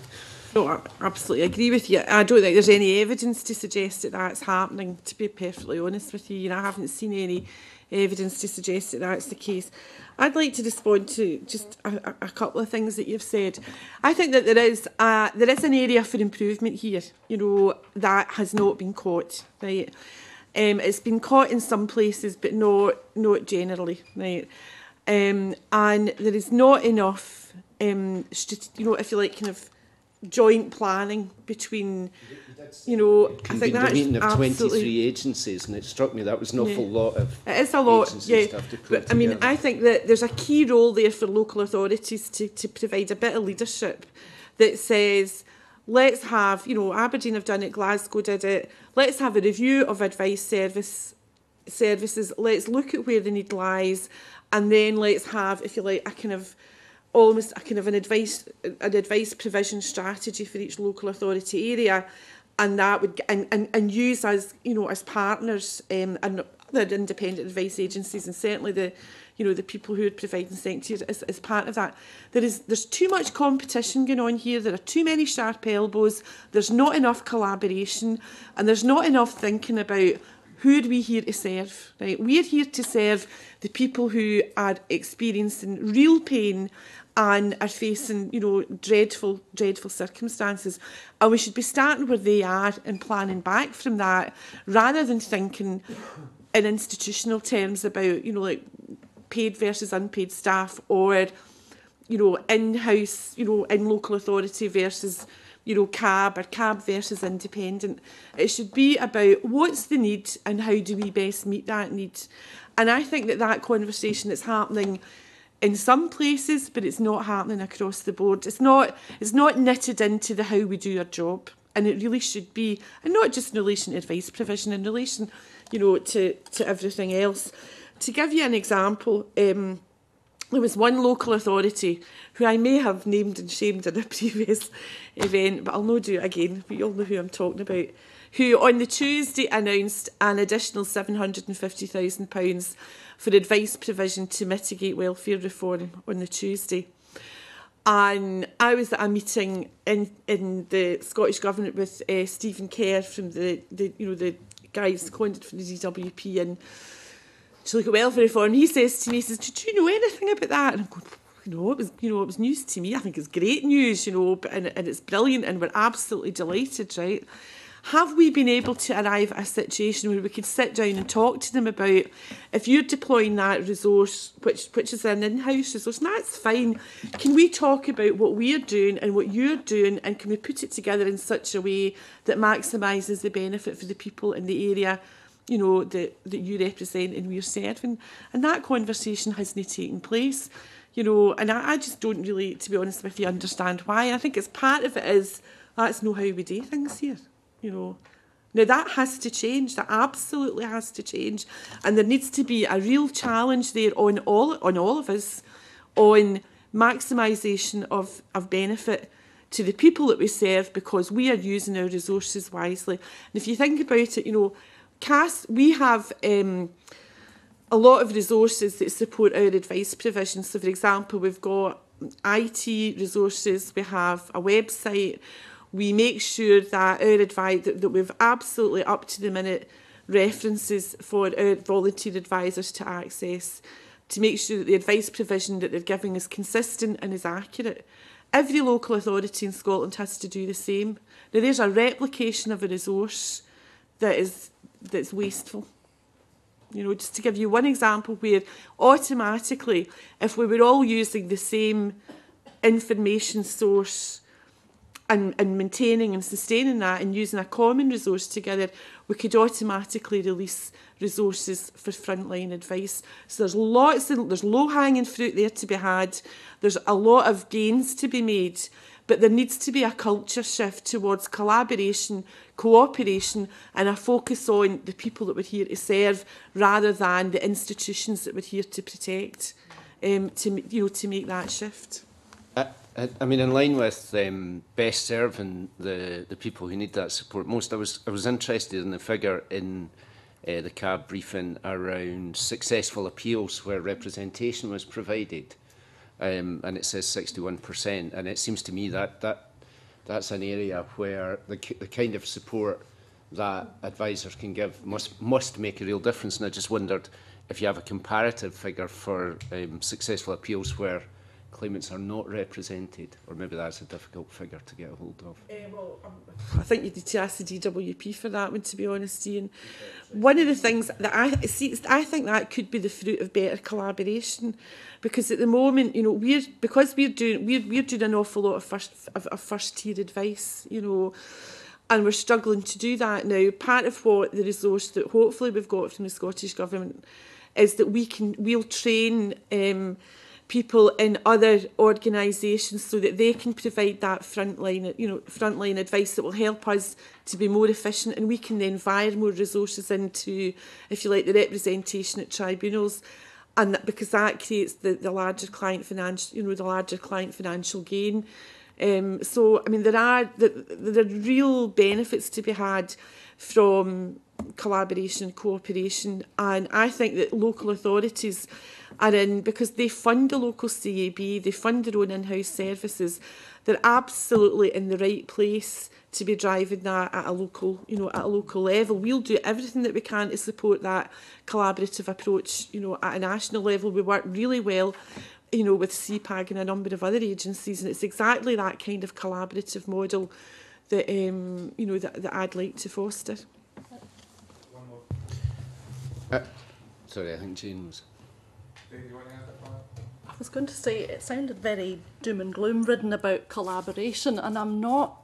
I think you can always improve collaboration, and I don't know which local authority Margaret's referring to, and she can tell me later, and we'll maybe have a chat about it. But I don't think it's the one I work for. I hope not. No, it isn't. But there is a surprise. I mean, our experience would be that there is a lot of collaboration on the ground. I think it always can be improved, but there is a lot. Most local authorities, I take the point about local authorities not doing it, but by and large, local authorities do coordinate their advice service provision. They do look at a mixed bag, and they do look at funding. But I also think one size does not fit all. And by that, I think Rights Advice Scotland would accept we can't do everything. We're very, very good at what we do. But the one size fits all means we accept the need for other people. On the matter of things like resources, actually different sources of information at times are what you need. All local authorities will buy CPAG publications, as far as I'm aware, certainly. And if they didn't, Rights Advice Scotland, on behalf of our members, would be complaining about it, because those are very good resources. We do use online resources and so on. There are referrals back and forth from CABs to local authorities. Those kind of things are actually happening. I would agree about scoping exercises, but I think I would want to see it done positively, in the sense of let's build on what's good, because there is some very good stuff out there, and there is a lot of cooperation out there. As much as you have to focus on a problem to solve it, it doesn't mean you don't start with what's quite good. In terms of appeals, there are statistics from Job Centre Plus about unrepresented claimants,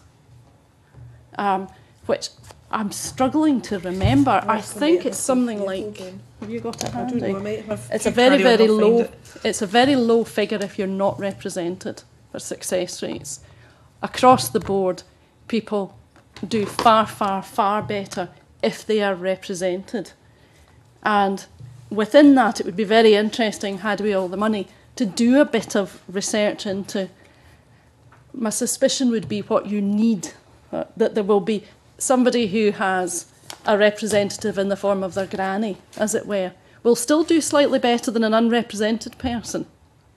What you obviously need is a trained advisor. That much is clear. Everybody trades success rates at appeal. They're all very high if you're represented. That's where it's at. We do, as I say, one small authority does 80 appeals in a month and has very high success rates. The problems are that with ESA appeals, they come straight back again. The plus side about better cooperation, and it does happen across the sector, it really does, is sharing of information. And it's also, Rights Advice Scotland was formed essentially because of a need to trade information. And for example, in things like appeal representation, you need to know about test cases. If we do a test case in Inverclyde, it will benefit Glasgow or Edinburgh or Dundee and vice versa. So people actually do share a lot of information and share training and so on.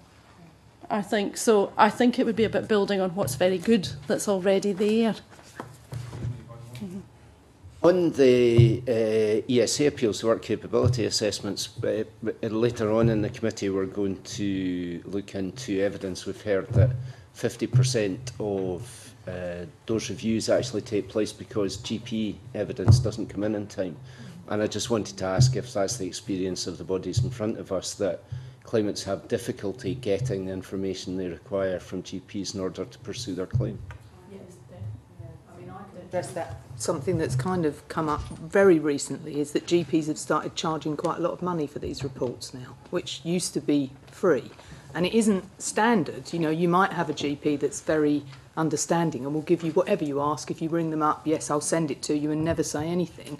Or they could charge you up to £100 just to provide evidence to take to the appeals. You know, we pay one, it's actually two people sharing a job, full-time welfare rights advisor who represents, and just between April and December last year, they represented 13 ESA appeals and they only lost one. But they did the work to get that report from the GP. It's very difficult for the clients to do that themselves. They couldn't afford to pay for it. You know, it could be anything from £20 up to £100, and like you said, they don't always then give it a priority. It could be a month before they would send it to you. So that's definitely a problem. There's also something around the stage at which the medical evidence is called for. I mean, it would make sense if it was called for at the assessment stage rather than at the appeal stage, which it is at the moment. When we met with Atos, apparently, and we're going to take some evidence on that because we are concerned about it, but you know, we're told that when assessments are being looked at, that there is a letter to the GP at the outset of the process, and that most of the appeals that go through successfully are because information that was not provided by the GPs at the outset is then provided after the assessment is made, leads to the success of the appeal. So it's something that the committee has raised and we're very concerned about. So. We'll certainly make that a feature of a frontline report then and gather our evidence on it. I think that it's pretty patchy. I think some places are better than others, you know. But I mean, it was interesting. I had a really interesting conversation with John Legg, he's the chief executive of the RNIB, and he was saying in relation to some of his members that, particularly, you know, people who were like born with, you know, they've never been cited and they never ever will be cited, and yet they're still being called every 6 months to get a medical assessment. And when they challenged it, it was in the grounds that, well, one day there might be an invention that miraculously might help you, you know. And I mean, that's all well and good, but I mean, at what cost to the public purse are these continual assessments of people who, you know, it just strikes me that, again, that's an area where, you know, there's public money being flushed down a toilet pan. Jane, just quick comment, because we're actually running way over time. I'll be very brief. I'm really not here to defend Atos. Certainly not. They do fairly regularly seek information. If you get a set of appeal papers, you will see a copy of a request for information to the GP, but that request, it would be worth the committee finding out what they habitually ask about on that request.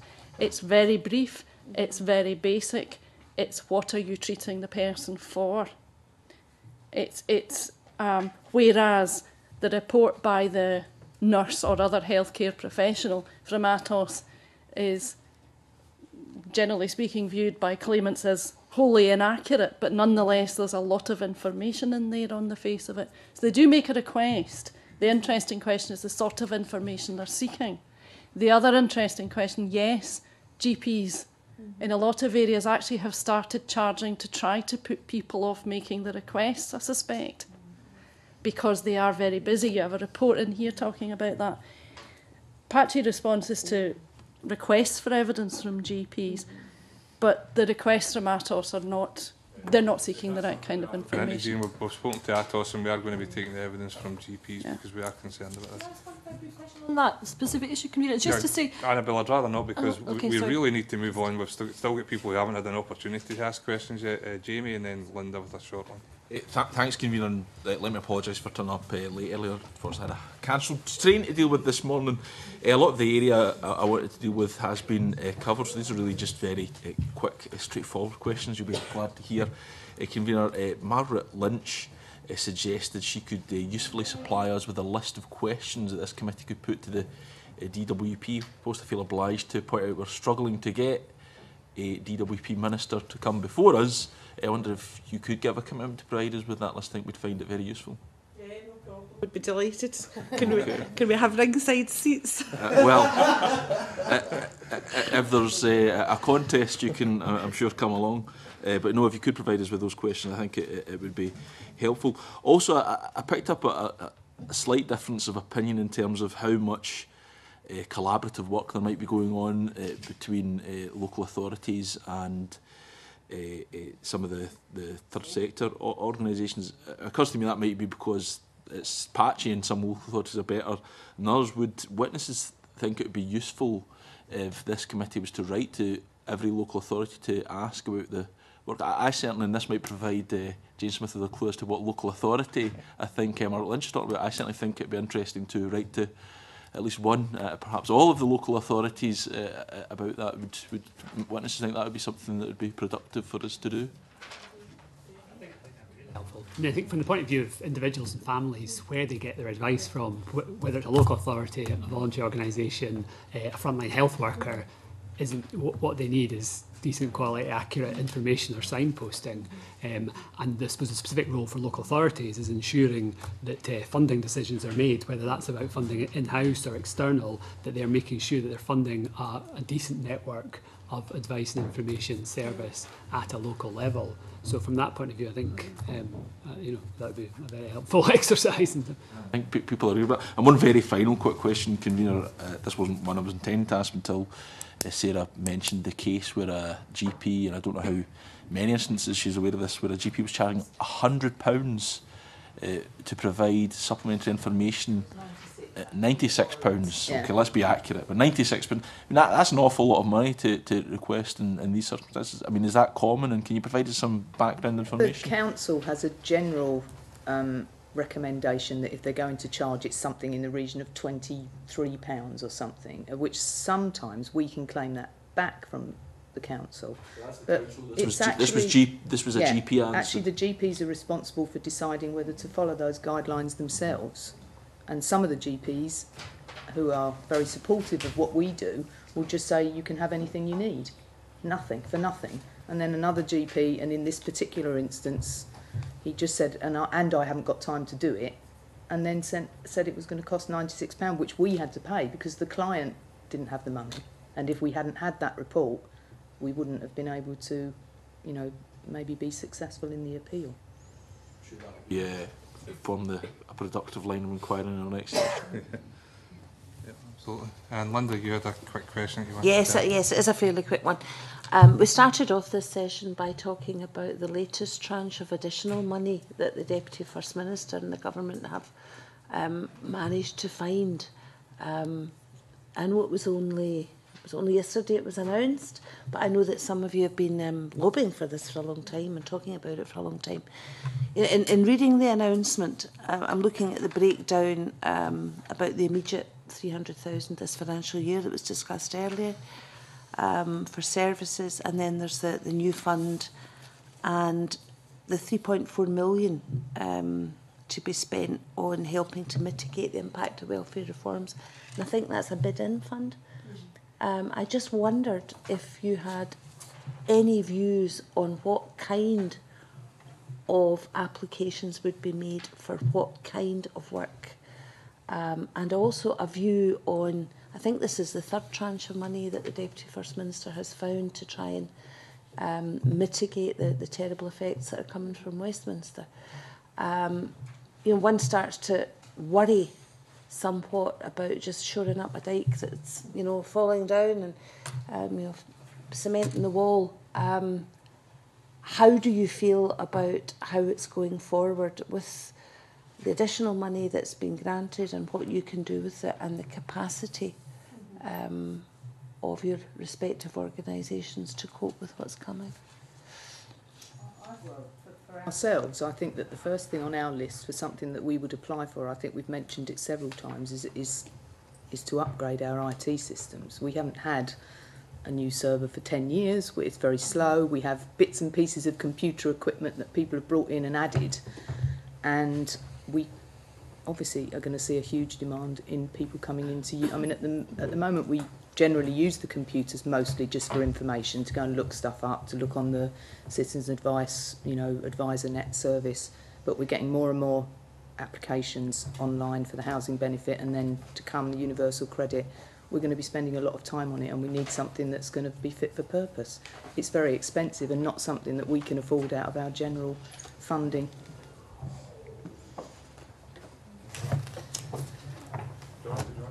Yes, I suppose in terms of, we've already had conversations, there's already been work going on within the sector looking at what would be the list of priorities for an initial, particularly for the initial 300,000, and then beyond that. I mean, from our point of view, talking to frontline organisations and agencies providing advice, and some of the organisations who aren't actually advice providers, but who increasingly, so as a disability organisation or children's organisation, are increasingly aware of the impact this is having on the families they work with, and on their just deflecting them from the work that they want to be doing with families, and needing feeling a need to be skilled up, is to find a way of using some of this money to remove that cost barrier that's actually stopping them. At the moment, they would like to get their staff trained up. They would like to, and it's the cost of the training that's a barrier, and it's also the cost of freeing up staff time and covering staff time. So I think there's an area there where hopefully some of this money can help with. And the other thing is around the casework support. As I said, we're sort of running at capacity at the moment. Know from Citizens Advice Scotland that they're expecting a greater need for that second tier casework support. So again, if some of this can hopefully look at how we might expand the ability to provide that second tier casework support. The critical thing, I think, from our point of view, is that this additional money that is on the table should be deployed at, if you like, the chalk face, the coal face, and it should enable organisations to reach more clients. It's not about doing what we're doing already. It's about ensuring that we see more people and that we're able to help, more people who are directly impacted upon by welfare reform. So how would that happen? At a local level, sometimes it is about recruiting volunteers, volunteers and staff, and training them, as John mentioned. Sometimes it's about putting in the infrastructure that you need to support a good quality advice provision. And sometimes it's as basic as making sure you've got access to premises so that you can meet people and have a private conversation with them. And one of the things that I'm really, really reluctant to do is to use this money for premises. So we're writing this week to every local, every health board in Scotland, and some health boards we've got kind of partnership agreements with, to say, look, you've got all these clinics that are not, the doctor's surgeries that are not in use at night. Can we use them to expand our advice provision? And it's, I think, about being really, really creative about the way in which the money's spent, to ensure that you don't pay for things that you can get, from other publicly funded organisations, and that the money's used to see more people and get better outcomes for the people that you see. Yeah, Muriel, give you the final word, I think. It was just that when I saw the announcement yesterday, it seemed clearly that the funding was for advice agencies, which advocacy organisations would not generally be included within. But as I've said, we are getting reports of increasing demand on organisations for advocacy support as well as for advice. And so I think it's quite important that there be some consideration of that in terms of thinking about where funding is going, that advocacy organisations need to be supported to do the increasing amounts of work that they're going to be doing around welfare reform. Thanks very much, everyone, for the evidence that you've given this morning. We did go a lot longer than we had anticipated, but given the amount of helpful information, both about your own organisations and the impact on them, but also on the impact on individuals, which is becoming increasingly worrying as these shameful welfare reform actions take us forward. So we've got more work to do. Thanks very much for giving us the information and your time today, and I'll suspend for 5 minutes to allow us to change over before our next panel.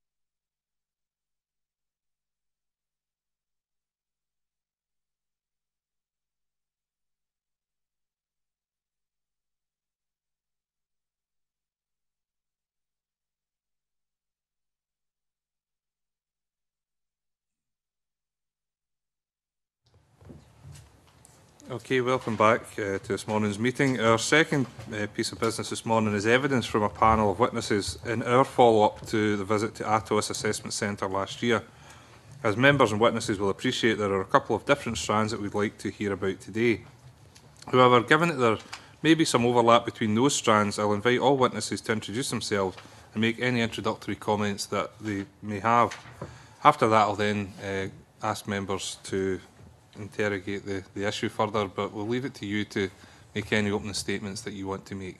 I don't know who might want to go first. There's Angelina. I'm happy to kick us off. Thank you, Convener.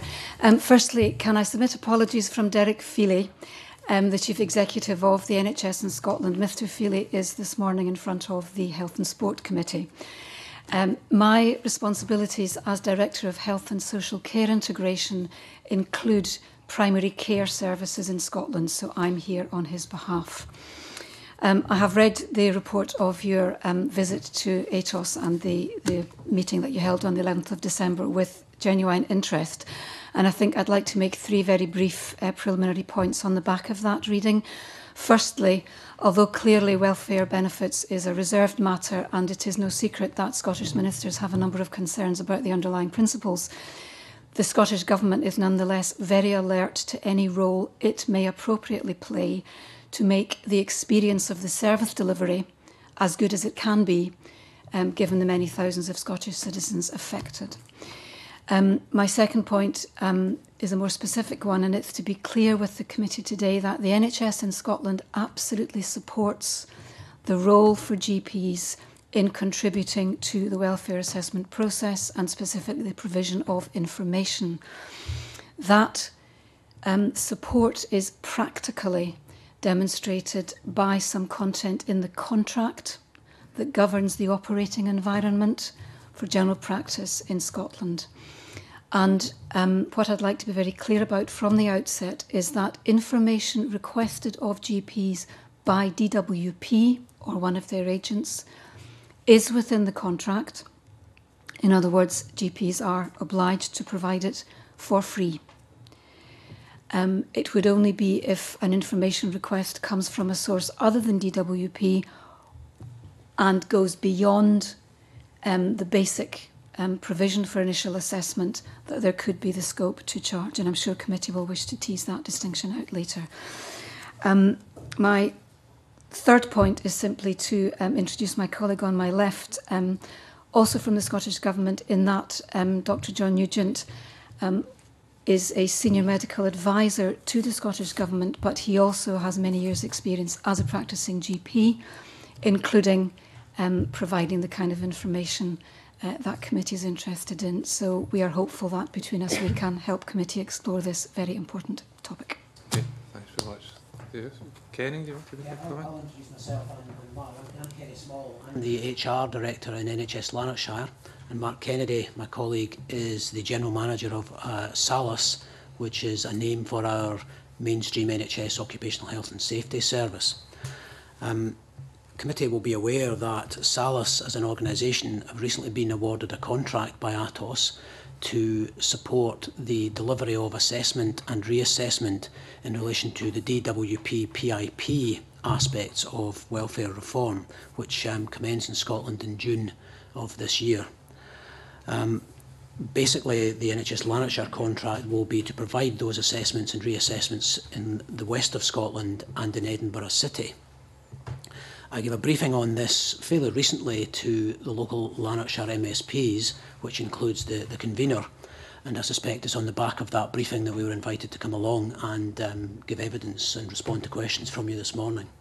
Yeah, thanks very much, Mr. Swell. I think it might have been the case that you'd have been invited anyway, because we did invite Atos, and given that you have a contract via Atos, it's likely that you would have had an invitation anyway. But yes, I think it would be useful, as I said to you that morning, that if other members of the committee get the opportunity to hear the information that you were able to inform us on, then that would be quite helpful. But thanks very much for that. Ms Brown, do you want to?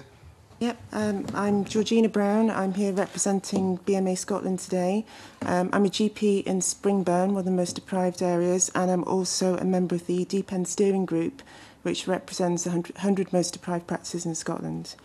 And I think the points I'd like to just open up with really is just to try and describe briefly the amount of work that has come about for practices, especially in deprived areas, as a result of this welfare reform.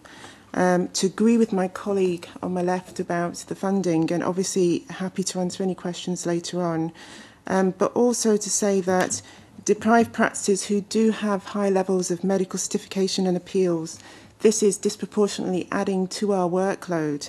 And personally, it's 12% of my consulting time is taken up with dealing with consultations with patients who are asking for letters. And then each letter itself, after reviewing the case notes afterwards, will take about 30 or 40 minutes to write. So this isn't by any means a small amount of work that general practices are being asked to do.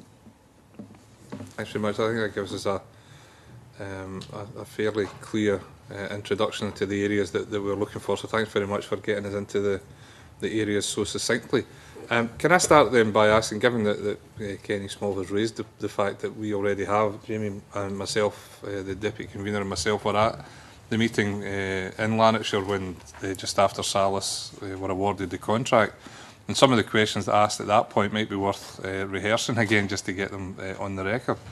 One of the things was there's some clarity required around the position of Salus as in relation to NHS Lanarkshire, because, and some of this comes from the media, I accept that, that they write about what the relationship is and then everyone else then has a misinterpretation of it. But Salus, can you just confirm, is completely within the ambit of NHS Lanarkshire, and although it can make charges and raise funds, those are returned to NHS Lanarkshire, is that correct? Fully an integral part of the mainstream NHS Lanarkshire service. Their core purpose is to provide occupational health and safety services to the staff of NHS Lanarkshire and to NHS Lanarkshire itself. Historically, over a number of years, Salus, because of their expertise, has developed what could be defined to be a kind of commercial interest. In other words, they sell services and bid for contracts to provide occupational health and safety services and other services to other aspects of the public service and to the private sector. Any additional income that is gained as a consequence of that activity is fully reinvested within NHS Lanarkshire. So I can confirm that clearly. That's quite helpful. Another question that I pose, and the Deputy Convener might have questions that he had at that time, but I'll ask another one for clarification. You've said this is a commercial contract with a private agency who are themselves have a commercial contract with the DWP. Did NHS Scotland have any input into that contract? Did they know that it existed? Did they know that you were discussing a commercial contract with Atos, and did they have sight of it and approve it before you signed it off? And the answer to the first part of your question is that there was a briefing given by ourselves to the Scottish Government Health Department prior to us actually entering into the contractual agreement. That briefing did not include a copy of the contract at that stage, because my memory is we didn't have the contract at that stage. Did lawyers at the NHS Scotland eventually see the contract? Yes, the Central Legal Office had sight of the contract, commented on it, and we had a conversation with Atos prior to that contract then being signed. Okay, that's helpful. Jamie, did you want to ask some questions? Yes, indeed, Convener. Not so much a question I asked at the time of the briefing, but if I recall, and Ms Small, I'm sure will correct me if my interpretation was incorrect, but I think at the briefing for Lanarkshire MSPs, you set out your ambition to try and improve the perception of the process, because I think you're aware it has come under some criticism. I wonder if I think you're concurring with that. That is obviously, I've correctly interpreted that. Can you talk about that and say how you plan to do so? Yeah, I think if you forgive me, I think Mark and I might do a bit of a double act around that.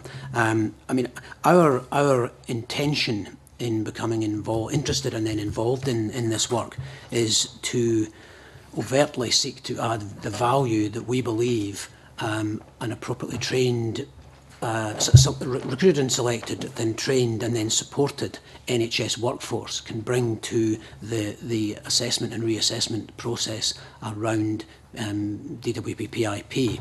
The ability, based on our vast experience of recruiting and retaining experienced and highly productive professionals, is one that we believe can actually make a positive difference in terms of the experience around the assessment process. And what we're currently doing, because obviously, as I said at the outset, this is a prospective arrangement. We haven't yet begun to deliver this process. What we're doing at the moment is we are looking to, at the moment, recruit the appropriate numbers who will deliver against a moving feast around the actual numbers, because we are responding through ATOS to the DWP at the moment in terms of the actual numbers of assessments that will take place within the area for which we have responsibility.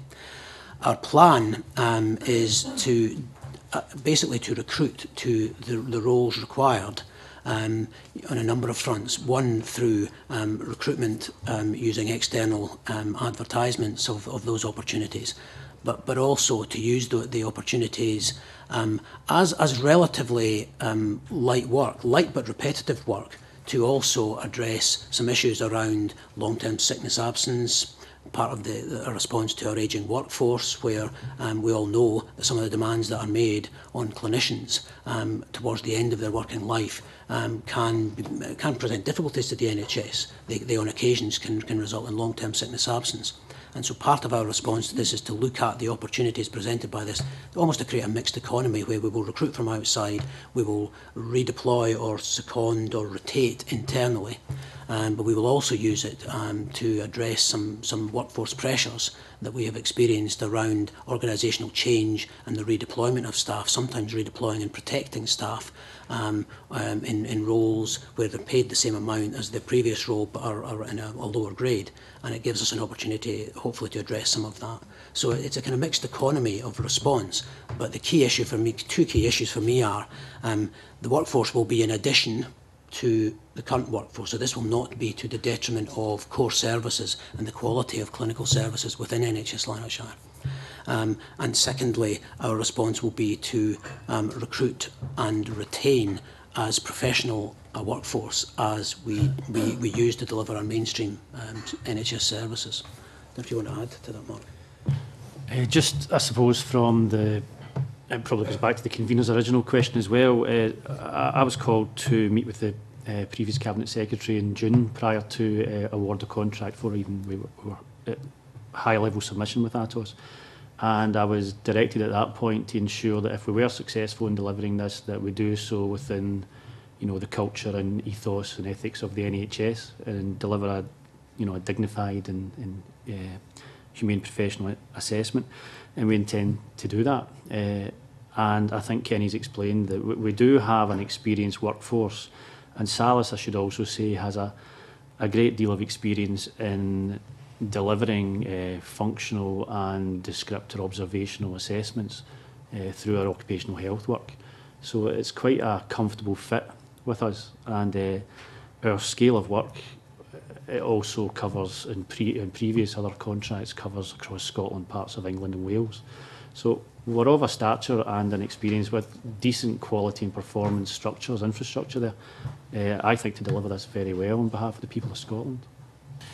In the assessments that Salus will undertake, you're also doing this on behalf of ATOS, who are doing it on behalf of the DWP. How prescriptive are the arrangements as set out in the contract? Is there leeway for you to come up with your own arrangements, or is the contract quite detailed and prescriptive as to how they've to be done? The contract contains an appendix on what the backbone, if you like, the spine of the assessment will be, and I think you've witnessed some of that on, albeit in a work capability manner. Whereas I do stress that this is different. This is assessing levels of impairment rather than abilities to work. So the spine of it will be prescribed. We will get a tool from DWP, which I understand is not through UK Parliament yet. I think it comes through in February.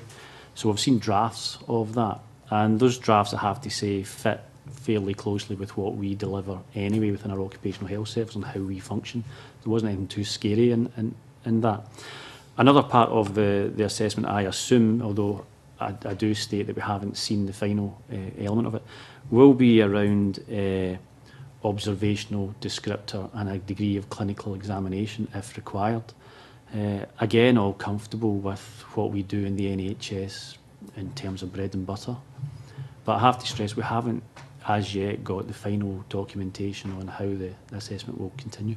There is a tendency for these types of contractual relationships, the detail of the contract to be deemed commercially sensitive and not prone to public scrutiny. But clearly you've already set out that Salus is entirely part of the NHS, part of NHS Lanarkshire. I mean, are these documents going to be things that the public can see, or will they be confidential? I would think certainly we're in the process of responding, for example, to freedom of information requests, and it will go through the normal NHS procedure in taking that forward. We have had requests for that, and my understanding is we are issuing the contract as part of that freedom of information request, albeit parts of it may be redacted and based on commercial sensitivity. I can confirm that we have received a number of freedom of information requests, and last week a slightly redacted version of the contract was issued in response to an FOI. If you don't mind me asking, what type of information is being redacted? Do you know? Mainly around costs, specifically. It's not so much we will be interested in costs, you will appreciate, but we'll be particularly interested in the assessment process and the rest of it. So that'll be available. Yes. I think Mark's point is the important one there, though, that at the moment we actually haven't yet received the formal assessment process. It as you will appreciate, is being developed by DWP, and we have had at an earlier stage an opportunity to hopefully in a positive sense contribute and influence and develop that document, but ultimately it will be issued to us as a deliverer to enact. I'm going to have a question for the Scottish Government officials, if that's okay. I was quite heartened to hear that the contractual arrangements are such that, you know, where information is requested by DWP, it should be provided for free, but that didn't seem to tally with, I think I saw you in the gallery at the time, it didn't seem to tally with what we were being told in our last session. Is that, what happens where if a GP is charging where they shouldn't be? Well, firstly, if a GP is charging when they should not be, then there are well-established mechanisms for managing the performance at a health board level of a practice or indeed a practitioner. So that would need to be formally raised in order that it can be addressed. More likely, however, my guess would be that the instances of charging that advice colleagues have been experiencing have been for a source of a request that has come from other than the DWP, or it's, say, for a rather more intensive level of GP engagement in the context of an appeal, for example, and that could and would very likely fall out with the terms of the contractually obliged input from the GP. But perhaps my GP colleagues might want to give some first-hand explanations of where the cut-off comes there. Yes, absolutely. The contract's quite clear. If the request has come from a DWP official or someone, a medical officer or someone acting on their behalf, then the GP provides it for employment support allowance purposes. Those requests are all free. There are a small number of other requests from the DWP which incur a fee, but for these purposes, those ones are included entirely within the contract and there's no additional fee.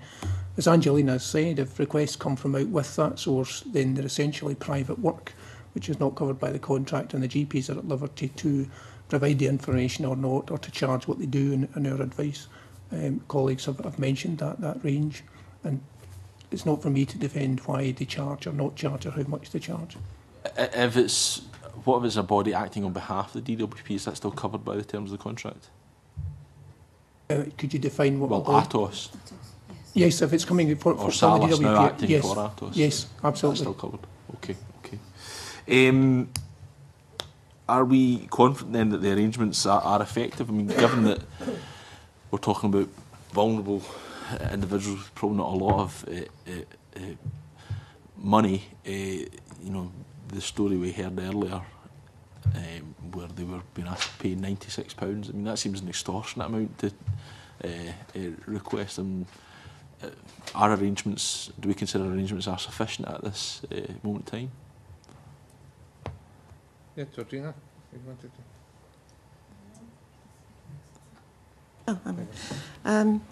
to. Just to clarify, again, GPs are asked for reports in two different ways. The first way is through the DWP, and as already discussed, that's not chargeable. The second way that we're seeing an increasing amount of is directly from the patient, from a solicitor who may be acting for the patient, or from advice services who may be acting for the patient, welfare advice services, housing advice services.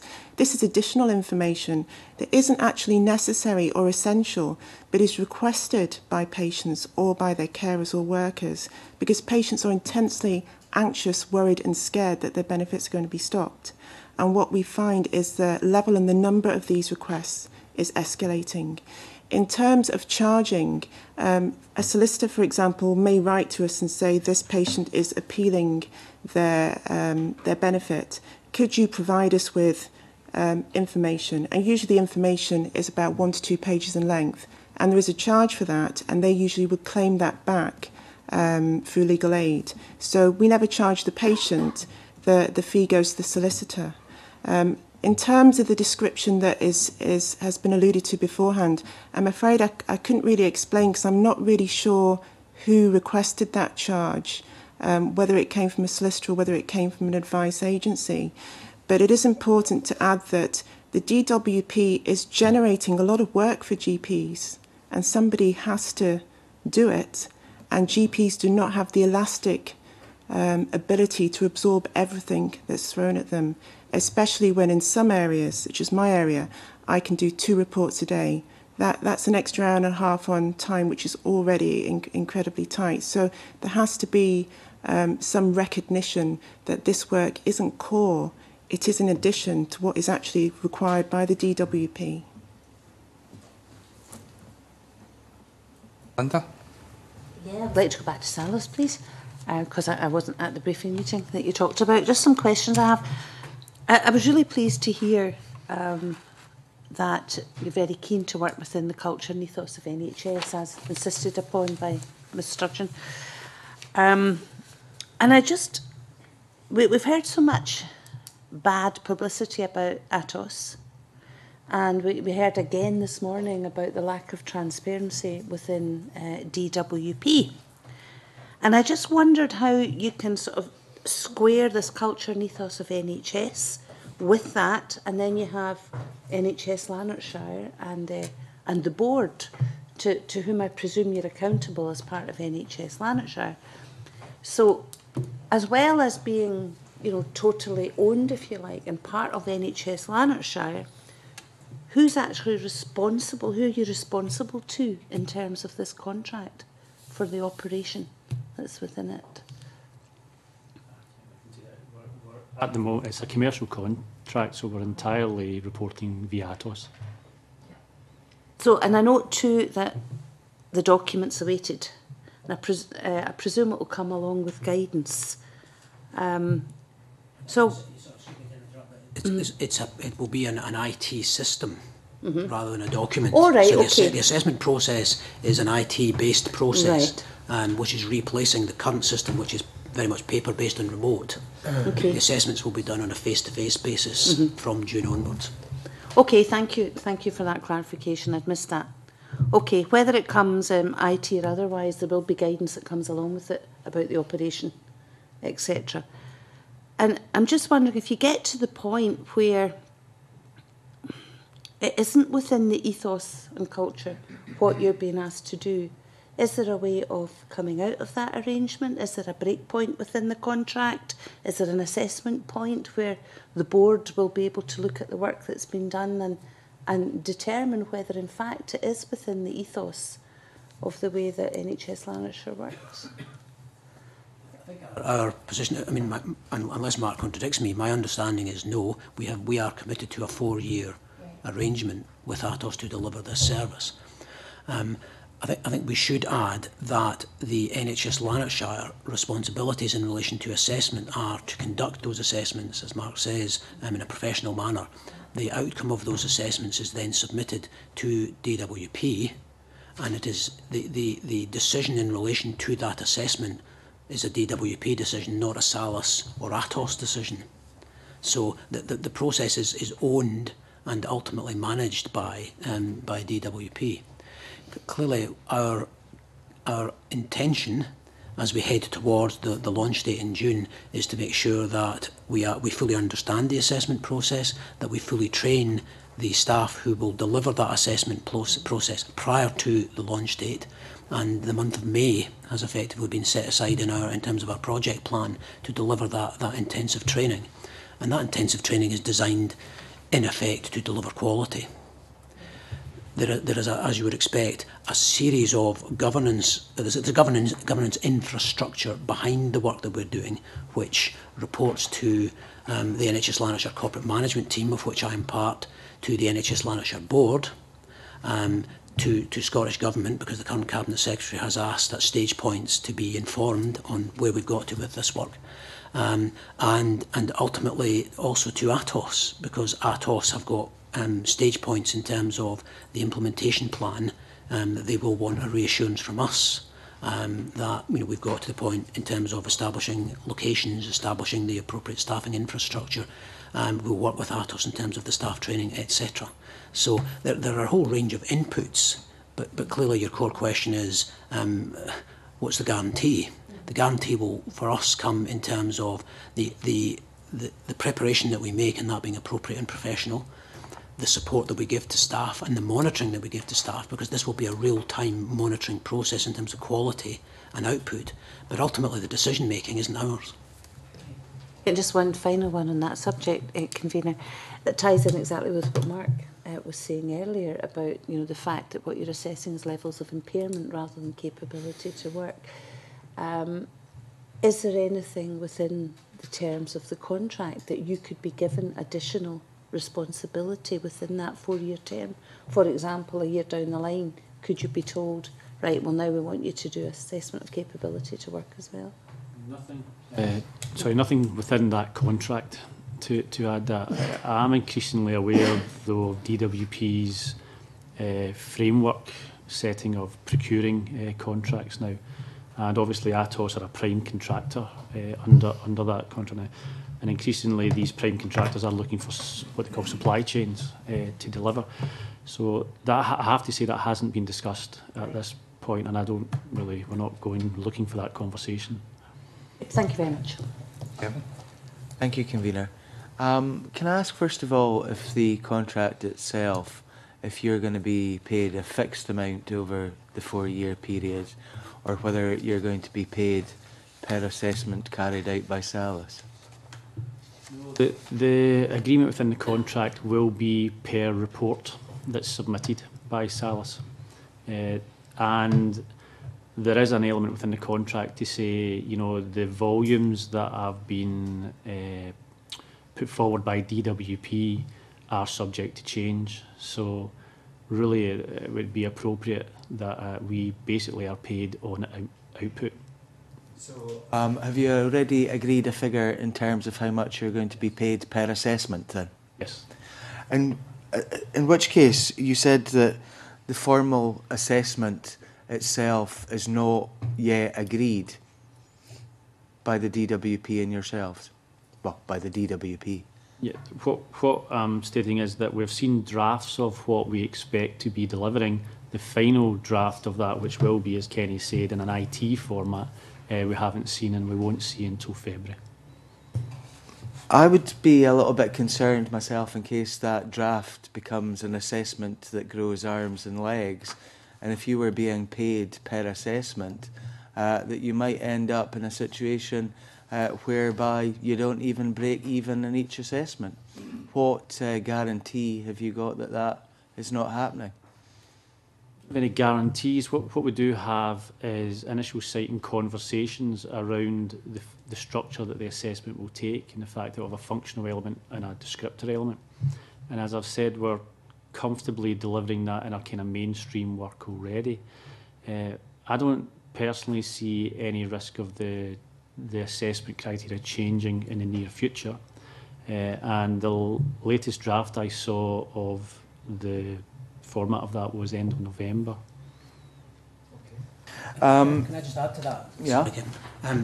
Also, I think, and I think I mentioned this at the NHS Lanarkshire briefing, our intention, rather than find ourselves pressurised by, a time limit versus a rate for that assessment, our intention in our conversations with ATOS have been to introduce an added value which probably the NHS mainstream can bring to this process in the interaction with the individual as part of the assessment, so that if our clinicians feel the opportunity would be helpful to signpost the individual who's with them on that occasion to mainstream NHS services or third sector services, then we would be doing that as as an added value to add benefit to the process. Does that added value have a cost to other patients in NHS Lanarkshire then? Because the staff who are doing this work are paid for out of this contract, separate from the arrangements to our mainstream staffing in NHS Lanarkshire. Okay. Obviously, you have already explained that any profit from this contract will go back to NHS Lanarkshire. How much profitability do you reckon that Salus is going to make for NHS Lanarkshire in the next 4 years of this contract? I think under the, if you don't mind me stating, under the commercially sensitive nature of the contract, I don't think it would be prudent of me to announce that. Stop Mr Kennedy there, because at the end of the day, you gentlemen have already stated that any profitability here will go back into NHS Lanarkshire. That will obviously be a matter of public record, right? Because obviously this concerns NHS Lanarkshire and its finances. So I don't think that there is any commercial sensitivity round about me asking that question. How much profitability do you reckon will be ploughed back into NHS Lanarkshire from this contract? I think my concern is that I can't give you an accurate figure. It's not so much... I don't expect an accurate figure, but I think you could Kevin, probably give an assessment. I think you could let Mr Kennedy answer the question before you jump back in and berate him. I think what, as I've explained, for it, it's a cost per report financial model that we have. The numbers that we have been told by DWP to expect have already changed on 2 separate occasions. So obviously our profit margin is linked to the volume that we deal with over the 4-year period. Now what I can say is that we are hoping for a surplus level of somewhere between £1 and £2 million. Over the 4-year period? Over the 4 years. Which will go back into yes. NHS Lanarkshire. But could I just stress that that is totally dependent on volume flow that we do not control. Yeah. Can I ask you, in any part of the contract that you have, or the subcontract that you have with Atos to deliver these services, are you allowed to subcontract further to other organisations? We are allowed with the permission of Atos, but we have no intention of doing so. You have no intention of doing so. Okay. Can I move on to Dr. Brown, please? Because you said that you would never charge a patient for information which I think you used the term that you thought was not necessary or essential, but you said that you would charge solicitors if they were coming to access information from for any appeals. Can I ask if the BMA has got any guidance to its members about charging, and while you say that you would not ever charge a patient, but you would charge a solicitor, what do you think of your colleagues who are directly charging patients for that additional information, which they often think they do need in terms of winning those appeals? In terms of essential information, the DWP requests information which they feel is necessary in order to give the correct information for the patient to go to the meeting. Patients, in addition to that, though, are coming in asking for lengthy reports, most of the time anxiety-driven. You know, they want a full list of all their medical complaints for the past 10 years, what treatment they've had, who they've been referred to. They almost feel confident that they go in with a large pile of documents that they can show to people.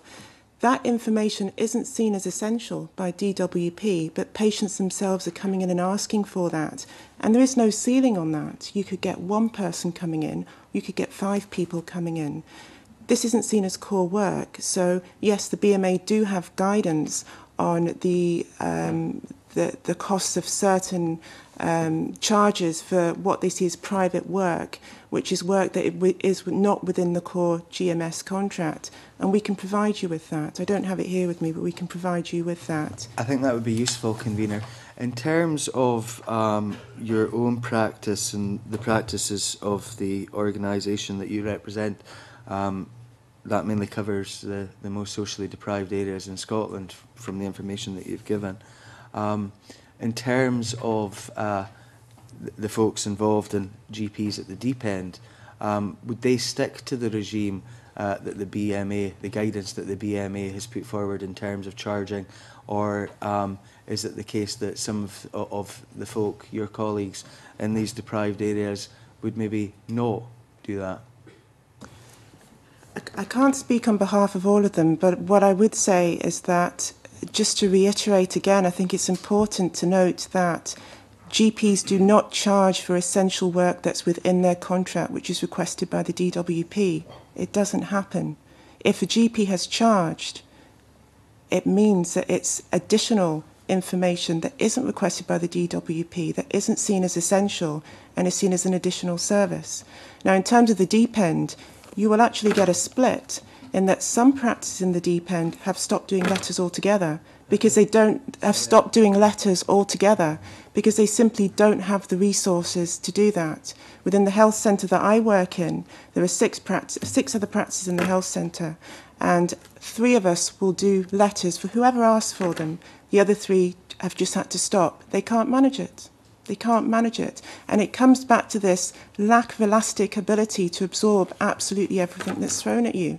Because if you're spending 2 hours a day doing reports, that's 2 hours less for something else. There has to be a cut-off somewhere. And so some practices will stick to the essential information and make sure that it's timely returned, but other practices will spend that extra time doing the additional letters.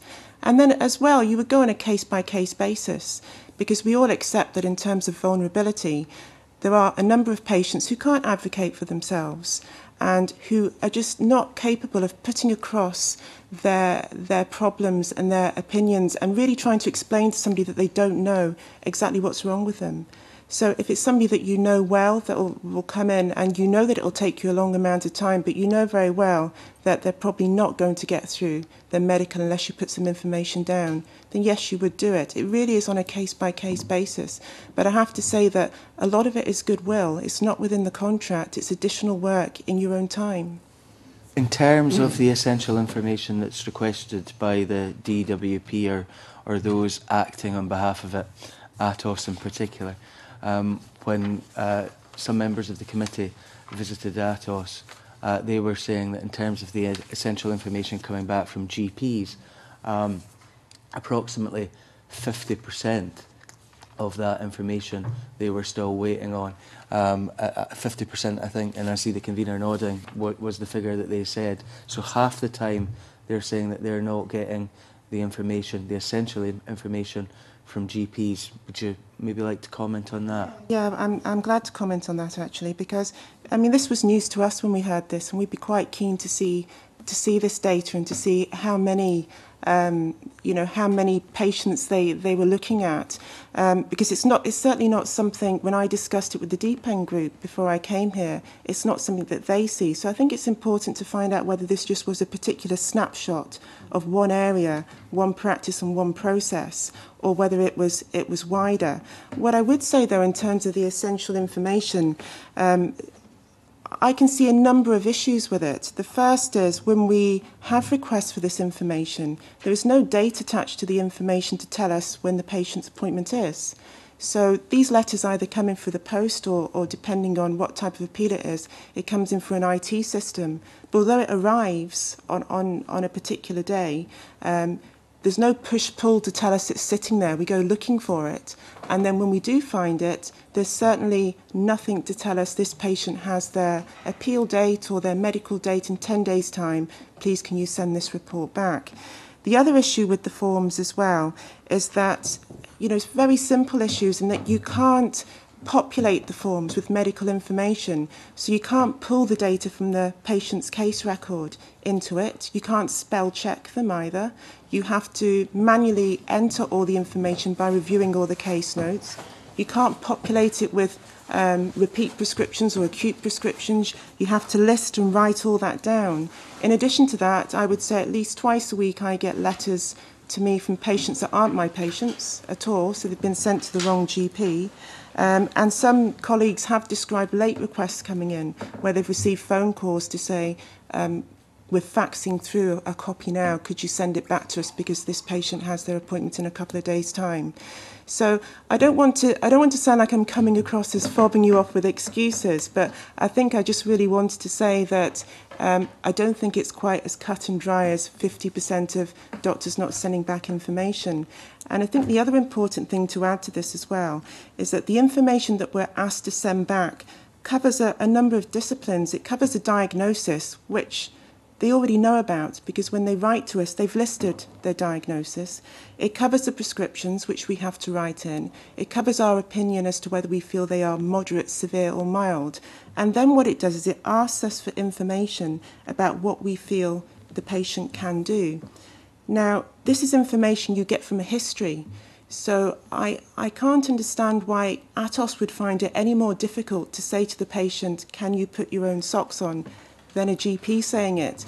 And I would think that if Atos is saying the reason why they have such a high successful appeal rate is because we haven't sent this information in, I would say that a lot of the information on these forms is taken via history.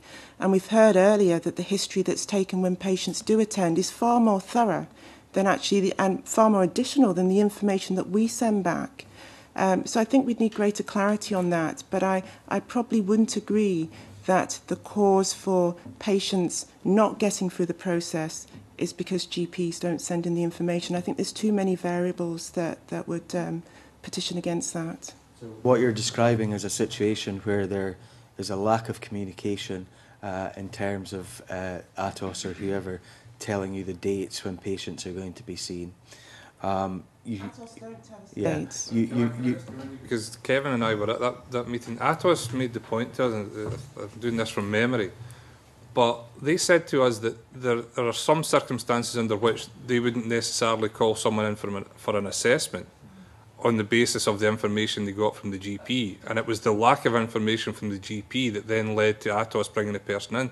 So what they sort of indicated to us was there is no appointment yet for the client because they're waiting on the information from the GP to determine whether that client has to be pulled in. Mr. Nugent, you seem to have some information yes, on that. Like my colleagues to the right, I was quite surprised about the percentage quoted, and I was quite surprised about the level of ignorance, if you like, in the health system when we made inquiries about people knowing about this.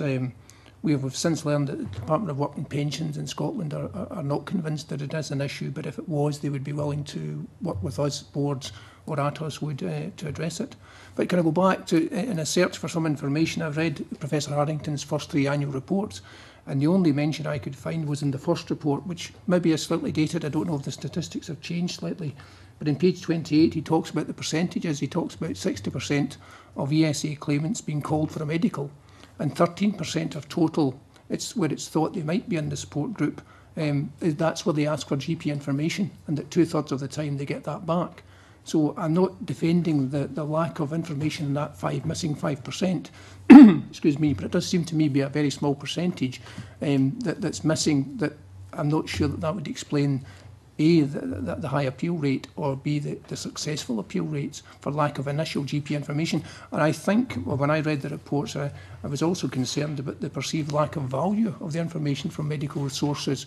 Again, in Professor Harrington's first report, with healthcare professionals within ATOS ranging in view from wishing more medical information to those who felt that they didn't want any more because what they got wasn't helpful because it didn't match the descriptors that they were using for a functional assessment.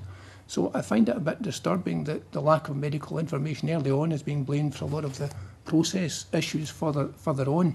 And whilst I wouldn't defend the lack of that information as covered by the contract, I just wonder if there's a case to be made for more pertinent, precise information early in the process that would avoid this request for sources out with that incur costs and time for both GPs and patients. Alex. I was just going to stick on that subject very slightly and dig a little bit deeper. Now, I was one of the 3 who attended the ATOS assessment, and the situation you've described is exactly as I understand it, but it doesn't cover the key issue that we were told about, and that was that ATOS didn't call everybody in for an assessment, and the decision as to whether they called an individual in for an assessment depended on 2 criteria. It was the information on the application form, which often came from the applicant themselves,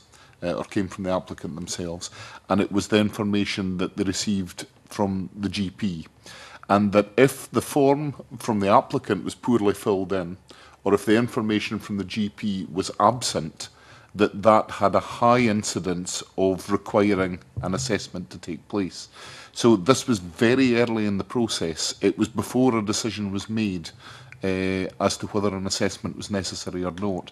And I think that's where the figure of 50% came from, that in 50% of decisions to call in for assessment, that was based on the fact that they had not had a response from the GP. Now, I don't know if my colleagues would agree with that assessment. That's my recollection of what ATOS told us. Ms Foster? My observation would be that in preparation for this session today, having seen the 50% figure in your report of your December meeting, we did do some very focused checking with Scotland's 2 biggest health boards, namely Greater Glasgow and Clyde and Lothian, to see whether they had had any communication from ATOS around this problem. In other words, what was the operational evidence to support the slightly more anecdotal information that you appear to have had on your visit. And neither health board had any approach around the non-completion of this initial information. We also tried with DWP as the main client, so to speak, and checked whether there was an issue in Scotland around this, and nor have they had anything formal. So my suggestion would be, in terms of practical next steps, there's a need perhaps to go back to ATOS to ask them for more robust evidence that can then be taken to boards and worked through the performance management system as appropriate. Really helpful, because I think this quite clearly comes down to communication. And this is the reason why you're here, and it is really helpful that we're getting this evidence, because we were concerned about this information, because there appears to be a huge amount of misconception out there about this whole process, about ATOS's role within it, GP's roles within it. It's all been steered by the DWP, who seem to be using everyone else as a human shield. So I'm particularly concerned that all of these problems seem to stem from the DWP, and maybe Salus are getting a bit nervous about getting involved in it now that they've heard all of these problems. But there are clearly people who are being traumatised by this whole process, and if it comes down to miscommunication, then it's something that we need to get to the bottom of. Next question from Ian. I was really going to ask about that, and it's kind of been covered, but maybe I could just follow up on Georgina Brown's evidence. I mean, it seems to me the situation that you're describing is this, that we have a benefits system which includes, as it has to in terms of human rights, an appeals procedure. And within that appeals procedure, claimants have to get additional medical information. And you seem to be saying, I think, that some GPs are arbitrarily deciding that they won't provide that information, in which case they're essentially taking that right away from the claimant, and not even consistently, because even within your own health centre, depending on which practice you go to, you'll get a letter or you won't get a letter, and you might have to pay for it in some practices. Is that a situation you're comfortable with? It's not a situation I'm comfortable with at all. I'm not comfortable with a situation that so many people are having to go through appeals because initially they're found as fit to work when clearly they aren't. And then when they come back to us asking us for letters, I'm happy to support them. But what I would say to you is that this isn't the only thing we do. You know, we have a large remit of what we cover, and something has to stop in order to do something else. And I think practices who have made the decision that they're not going to write formal letters for appeals as requested by patients have done so because they just don't have the capacity and the resource to do so. And I think that's something we do need to look at.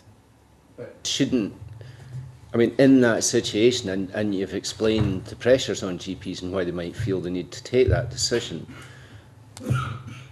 nonetheless, is it not something which the profession, as a profession, should seek to try and address, to change, to make it possible for those patients to actually access what are, after all, their rights under the system, whether that comes down to, I don't know, a resource being provided or a change being made, rather than simply to say to patients, we're not going to provide this letter. I mean, after all, my understanding of part of the work of DPEND is to say that these kind of issues around benefits and access to food and heating and rent have to be dealt with in order to allow us to deal with our patients' medical problems. Yet here we are with GPs saying, no, I'm not going to do that, and I'm sorry, that means you won't get an appeal. It just seems very abrupt. I think it's probably quite blasé to say that GPs are, you know, blasé saying no, I'm just not doing it.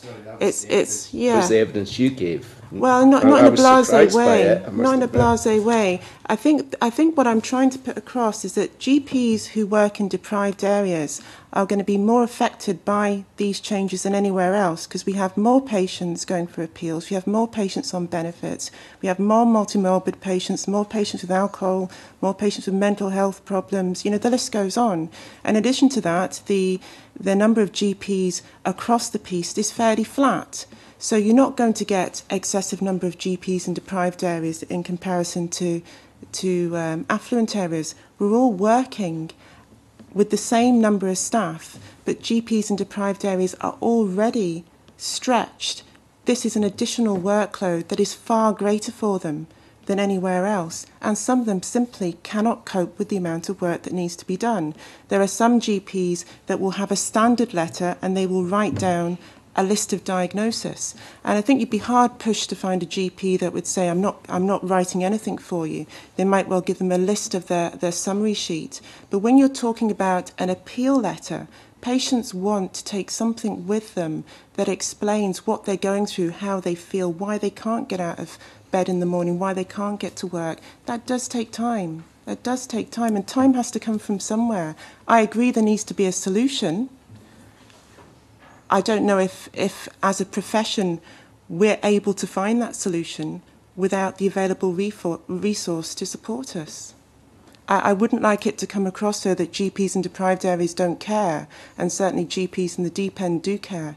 That's why they give up their time free of charge to meet, and have done so for years, and petition for change. But there has to be a level where they have to put their own health first, and they have to get home before 8 o'clock at night. I don't think any of us would doubt that GPs are under significantly more pressure in areas of deprivation. And in fact, I've argued on the basis of DPEND's work that the distribution of GPs in Scotland should be changed to provide more GPs per head in those areas. But nonetheless, there is a fundamental point here, which is that there are vulnerable people who are seeing their pathway to appeal in the benefits system being closed. And it just seems to me that, yes, somebody ought to address that. And if it is the medical profession who are at the sharp end of that and are seeing the impact of that, I just wonder if there's not something that they could do to try and see that the situation is addressed, rather than simply to say that's not what we're going to undertake. Or maybe the NHS in Scotland could look at that as something that needs to be addressed. I mean, whose fault it is doesn't seem to me to be the most important thing here. I respond to that, Convener. Of course, the question is not whose fault it is. However, I would be very keen to make sure that the thing that gets addressed is the root cause issue. And I might be a little cautious on behalf of the NHS if it appears to put extra resource into dealing with the symptom, where if indeed the root cause is a degree of dysfunction in another part of the public services. So I would want to be extremely careful and clear-headed, dare I say, about making sure we understand what the drivers are and then addressing the correct policy and resource response to the root cause, so to speak. Annabelle. Oh, sorry, just before you come, because Jamie asked to make a supplementary on the back of Ian's. I mean, it's largely been covered, but I suppose what Ms Foster's just said gets a question. I mean, is that work ongoing then? Or given what we've been hearing today, is it can we get an assurance that people are looking at this and considering, is there a different way of doing things? I mean, it occurs to me. I mean, it occurred to me when Dr. Brown pointed out that solicitors will be getting Scottish Legal Aid Board money, which will then go to the doctor to provide information. I mean, are we looking at this the wrong way? It's all public money. Should funds be going maybe more directly to supporting, facilitating GPs to do this in the first place without people having to go to the recourse to get a lawyer, be it with legal aid money or otherwise? I mean, the question is, will this be looked at? I mean, it's a straightforward question. Yeah, Mr. Hughes. Well, to a certain extent, I think some of the solution lies in the processes we have. If we use them more effectively, both within DWP, ATOS and the contract. When we have a contract that says GPs will provide information, they should. We've explained that it's news to us that a proportion are alleged not to have, and there's a mechanism for addressing that. So that's one way of addressing the lack of information. But we're also concerned about the information that isn't covered by that contractually at this moment in time, and people clearly feel they need that information to be able to take forward appeals and so on. So, is that area being looked at as well? I'm aware that might require looking at the contract. Well, the point I was hoping to make was that the provision of early information, more appropriate early information and better use of it, might actually undermine the need for subsequent information that's much more complex and demanding of time. But for the provision, my understanding still, Professor Harrington's reports, is the vast majority of claimants are called for an assessment without a request to the GP for information. Now, there is potential there to gather more information if that's required. It's still the minority of cases that information is required. If we had more information earlier on in this process, we may subvert the need for very complex appeals later on. That's all I'm saying. I'm not denying that we can look at the appeals process as well, but it seems to me that there's a fundamental flaw in that information and how it's then used, with great disparity within Professor Harrington's reports about the value of the information. So even when it is used and even when it is provided, it's not utilised to its full because it doesn't match the descriptors, for example. So there are huge flaws within the system. Before we fix the back end, I think we could go back to the front more sensibly and look there. Dr. Brown, you wanted to comment? I just wanted to, agree with John on that, we can't be throwing money at chipping away the top of the iceberg. We need to be at the base here, and we need to be looking at why 40% of appeals are successful. What's going wrong? We shouldn't be flooding the top with money, saying, right, well, we need more detailed letters from GPs to really explain what's wrong with patients here because all these appeals are happening. We should be looking at the very beginning and saying, what's going wrong? Why are these patients who clearly are not fit to work being past fit to work, then going for an appeal, then being successful? What's happening there? That's what we should be looking at, and that's where the investment should be. As well, and we're going to go back to ATOS, I think, to get some more information in relation to this on a Scotland-wide basis. Annabelle. Thank you. Yeah, I'll be brief. I think approaching at lunchtime, and I'm sure there's some people that've got other business to do. No, I'm fine. I can last out. My question, actually, we've now arrived at where my question was kind of focused, which is basically the quality of the initial decision is clearly subject to a lot of questions. You only need to look at any system where the appeal rate is significantly high to know that something is not working further down the stream. And it also begs many other questions. I mean, if you have a UK government policy whereby, for example, the disability benefit has to be cut across the board by 20%, then you're looking at some very perverse decisions made, at least in the initial stage, before perhaps the person will take it to appeal. But I wanted to ask of Salus, I mean, what room for manoeuvre, if any, do you have to do something slightly different and more sensible in terms of your initial, well, you don't make the decision, the DWP does, but in terms of your kind of reference up to the DWP, do you have any room for manoeuvre to do anything different, or you're just kind of, implementing the ATOS approach 100%? I think our answer to that would be that we will work within the terms of the contract that has been let, which relies heavily on the IT assessment tool. The room for manoeuvre we've got, and where we believe we can add value in a way that some other contractor or organisation might not, is in terms of the quality and the training that we give to the staff who enact that assessment. I listened very carefully to the debate and conversation this morning, and for me, the crucial driver here is the quality of that assessment. And that is one of the reasons that we believe the NHS in Scotland can actually make this process, make that initial assessment process a much better driver in terms of outcome. We haven't done it yet, and time will tell, but there are, as you would expect, milestones in our conversations with ATOS, no doubt in ATOS's conversations with DWP, and indeed conversations between the management of SALAS and the staff who will deliver this to look at the assessment of the assessment of the assessments, if you like, to look at the quality and the outcomes and outputs from those assessments as an ongoing part of our quality control and hope for improvement. But to me, this is the crucial issue, whether we're talking about PIP or any other aspect of welfare reform, is getting the right people with the right technique. If you look at what happens at the moment for disability assessment, it is a paper tool that is given to an individual with or without support to complete. That then goes into the process. The new process, which we were attracted to become involved in, immediately introduces at first stage a qualified, trained, skilled and experienced clinician.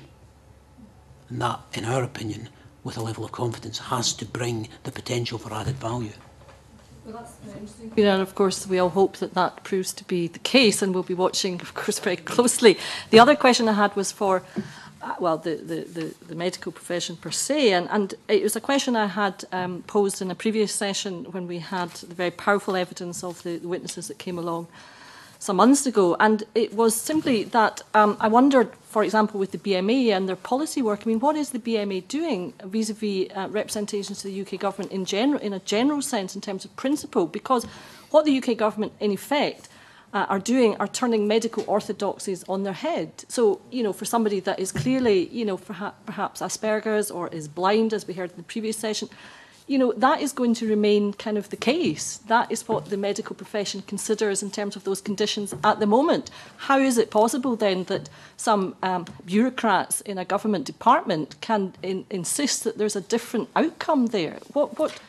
I think you perhaps are getting my drift. What is the BMA doing about this? I mean, this is quite serious. I would have thought it's a real threat to the trust that everybody places in the medical profession when they see these extremely perverse decisions being made. I mean, the BMA has been vocal on a similar thread to what I've said. I couldn't give you information as to what BMA has been doing on a UK level, but I can get that for you. Perhaps it would be helpful to hear a comment from NHS Scotland, because again, it affects everybody that works within the health service. In the end of the day, it's their reputations that are, on the line here. I think for the Scottish Government this is a matter of reputational risk, you might say, by association. So I acknowledge the point, and it is something that does require to be very carefully monitored as this develops.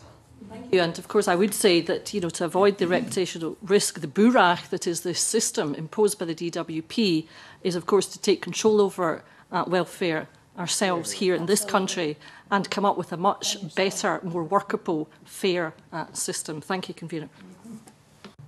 Okay. I don't know if that was necessary, but there we are. If we get to if we get to actually deal with what we're facing, what we're being confronted with at the moment, I think, as I've said earlier, that there appears to be some communication issues, and I think we're going to have to go back to Atos to get some of that information verified and some clarity around it, because there's, the more we've looked at this issue, the more we've seen some misconceptions, the more we've seen apprehensions based on those misconceptions, and we want to try and cut through all of that.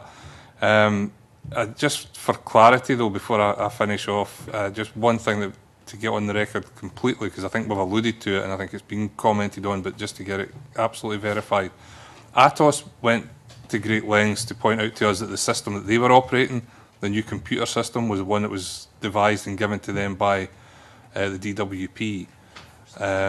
They secondly were at pains to point out to us that they do not make the decisions, that it's decision makers within the DWP who take the information from that system and then make the decisions. Is that exactly the situation that SALIS are going to be engaged in? So you'll collect the information on a system provided to you, and ultimately the decisions will be made by representatives of the DWP. Yes, that's exactly the position. I think that's one thing we've got clarified this morning, which has been useful. But as I said, it may be that we'll have to keep an eye on this and maybe have you back at some point in the future. I hope it wasn't too traumatic for you this morning that you would want to come back. But it's been very helpful to us, and thanks very much for your time. And with that, I'll close the meeting. Thank you. Thank you.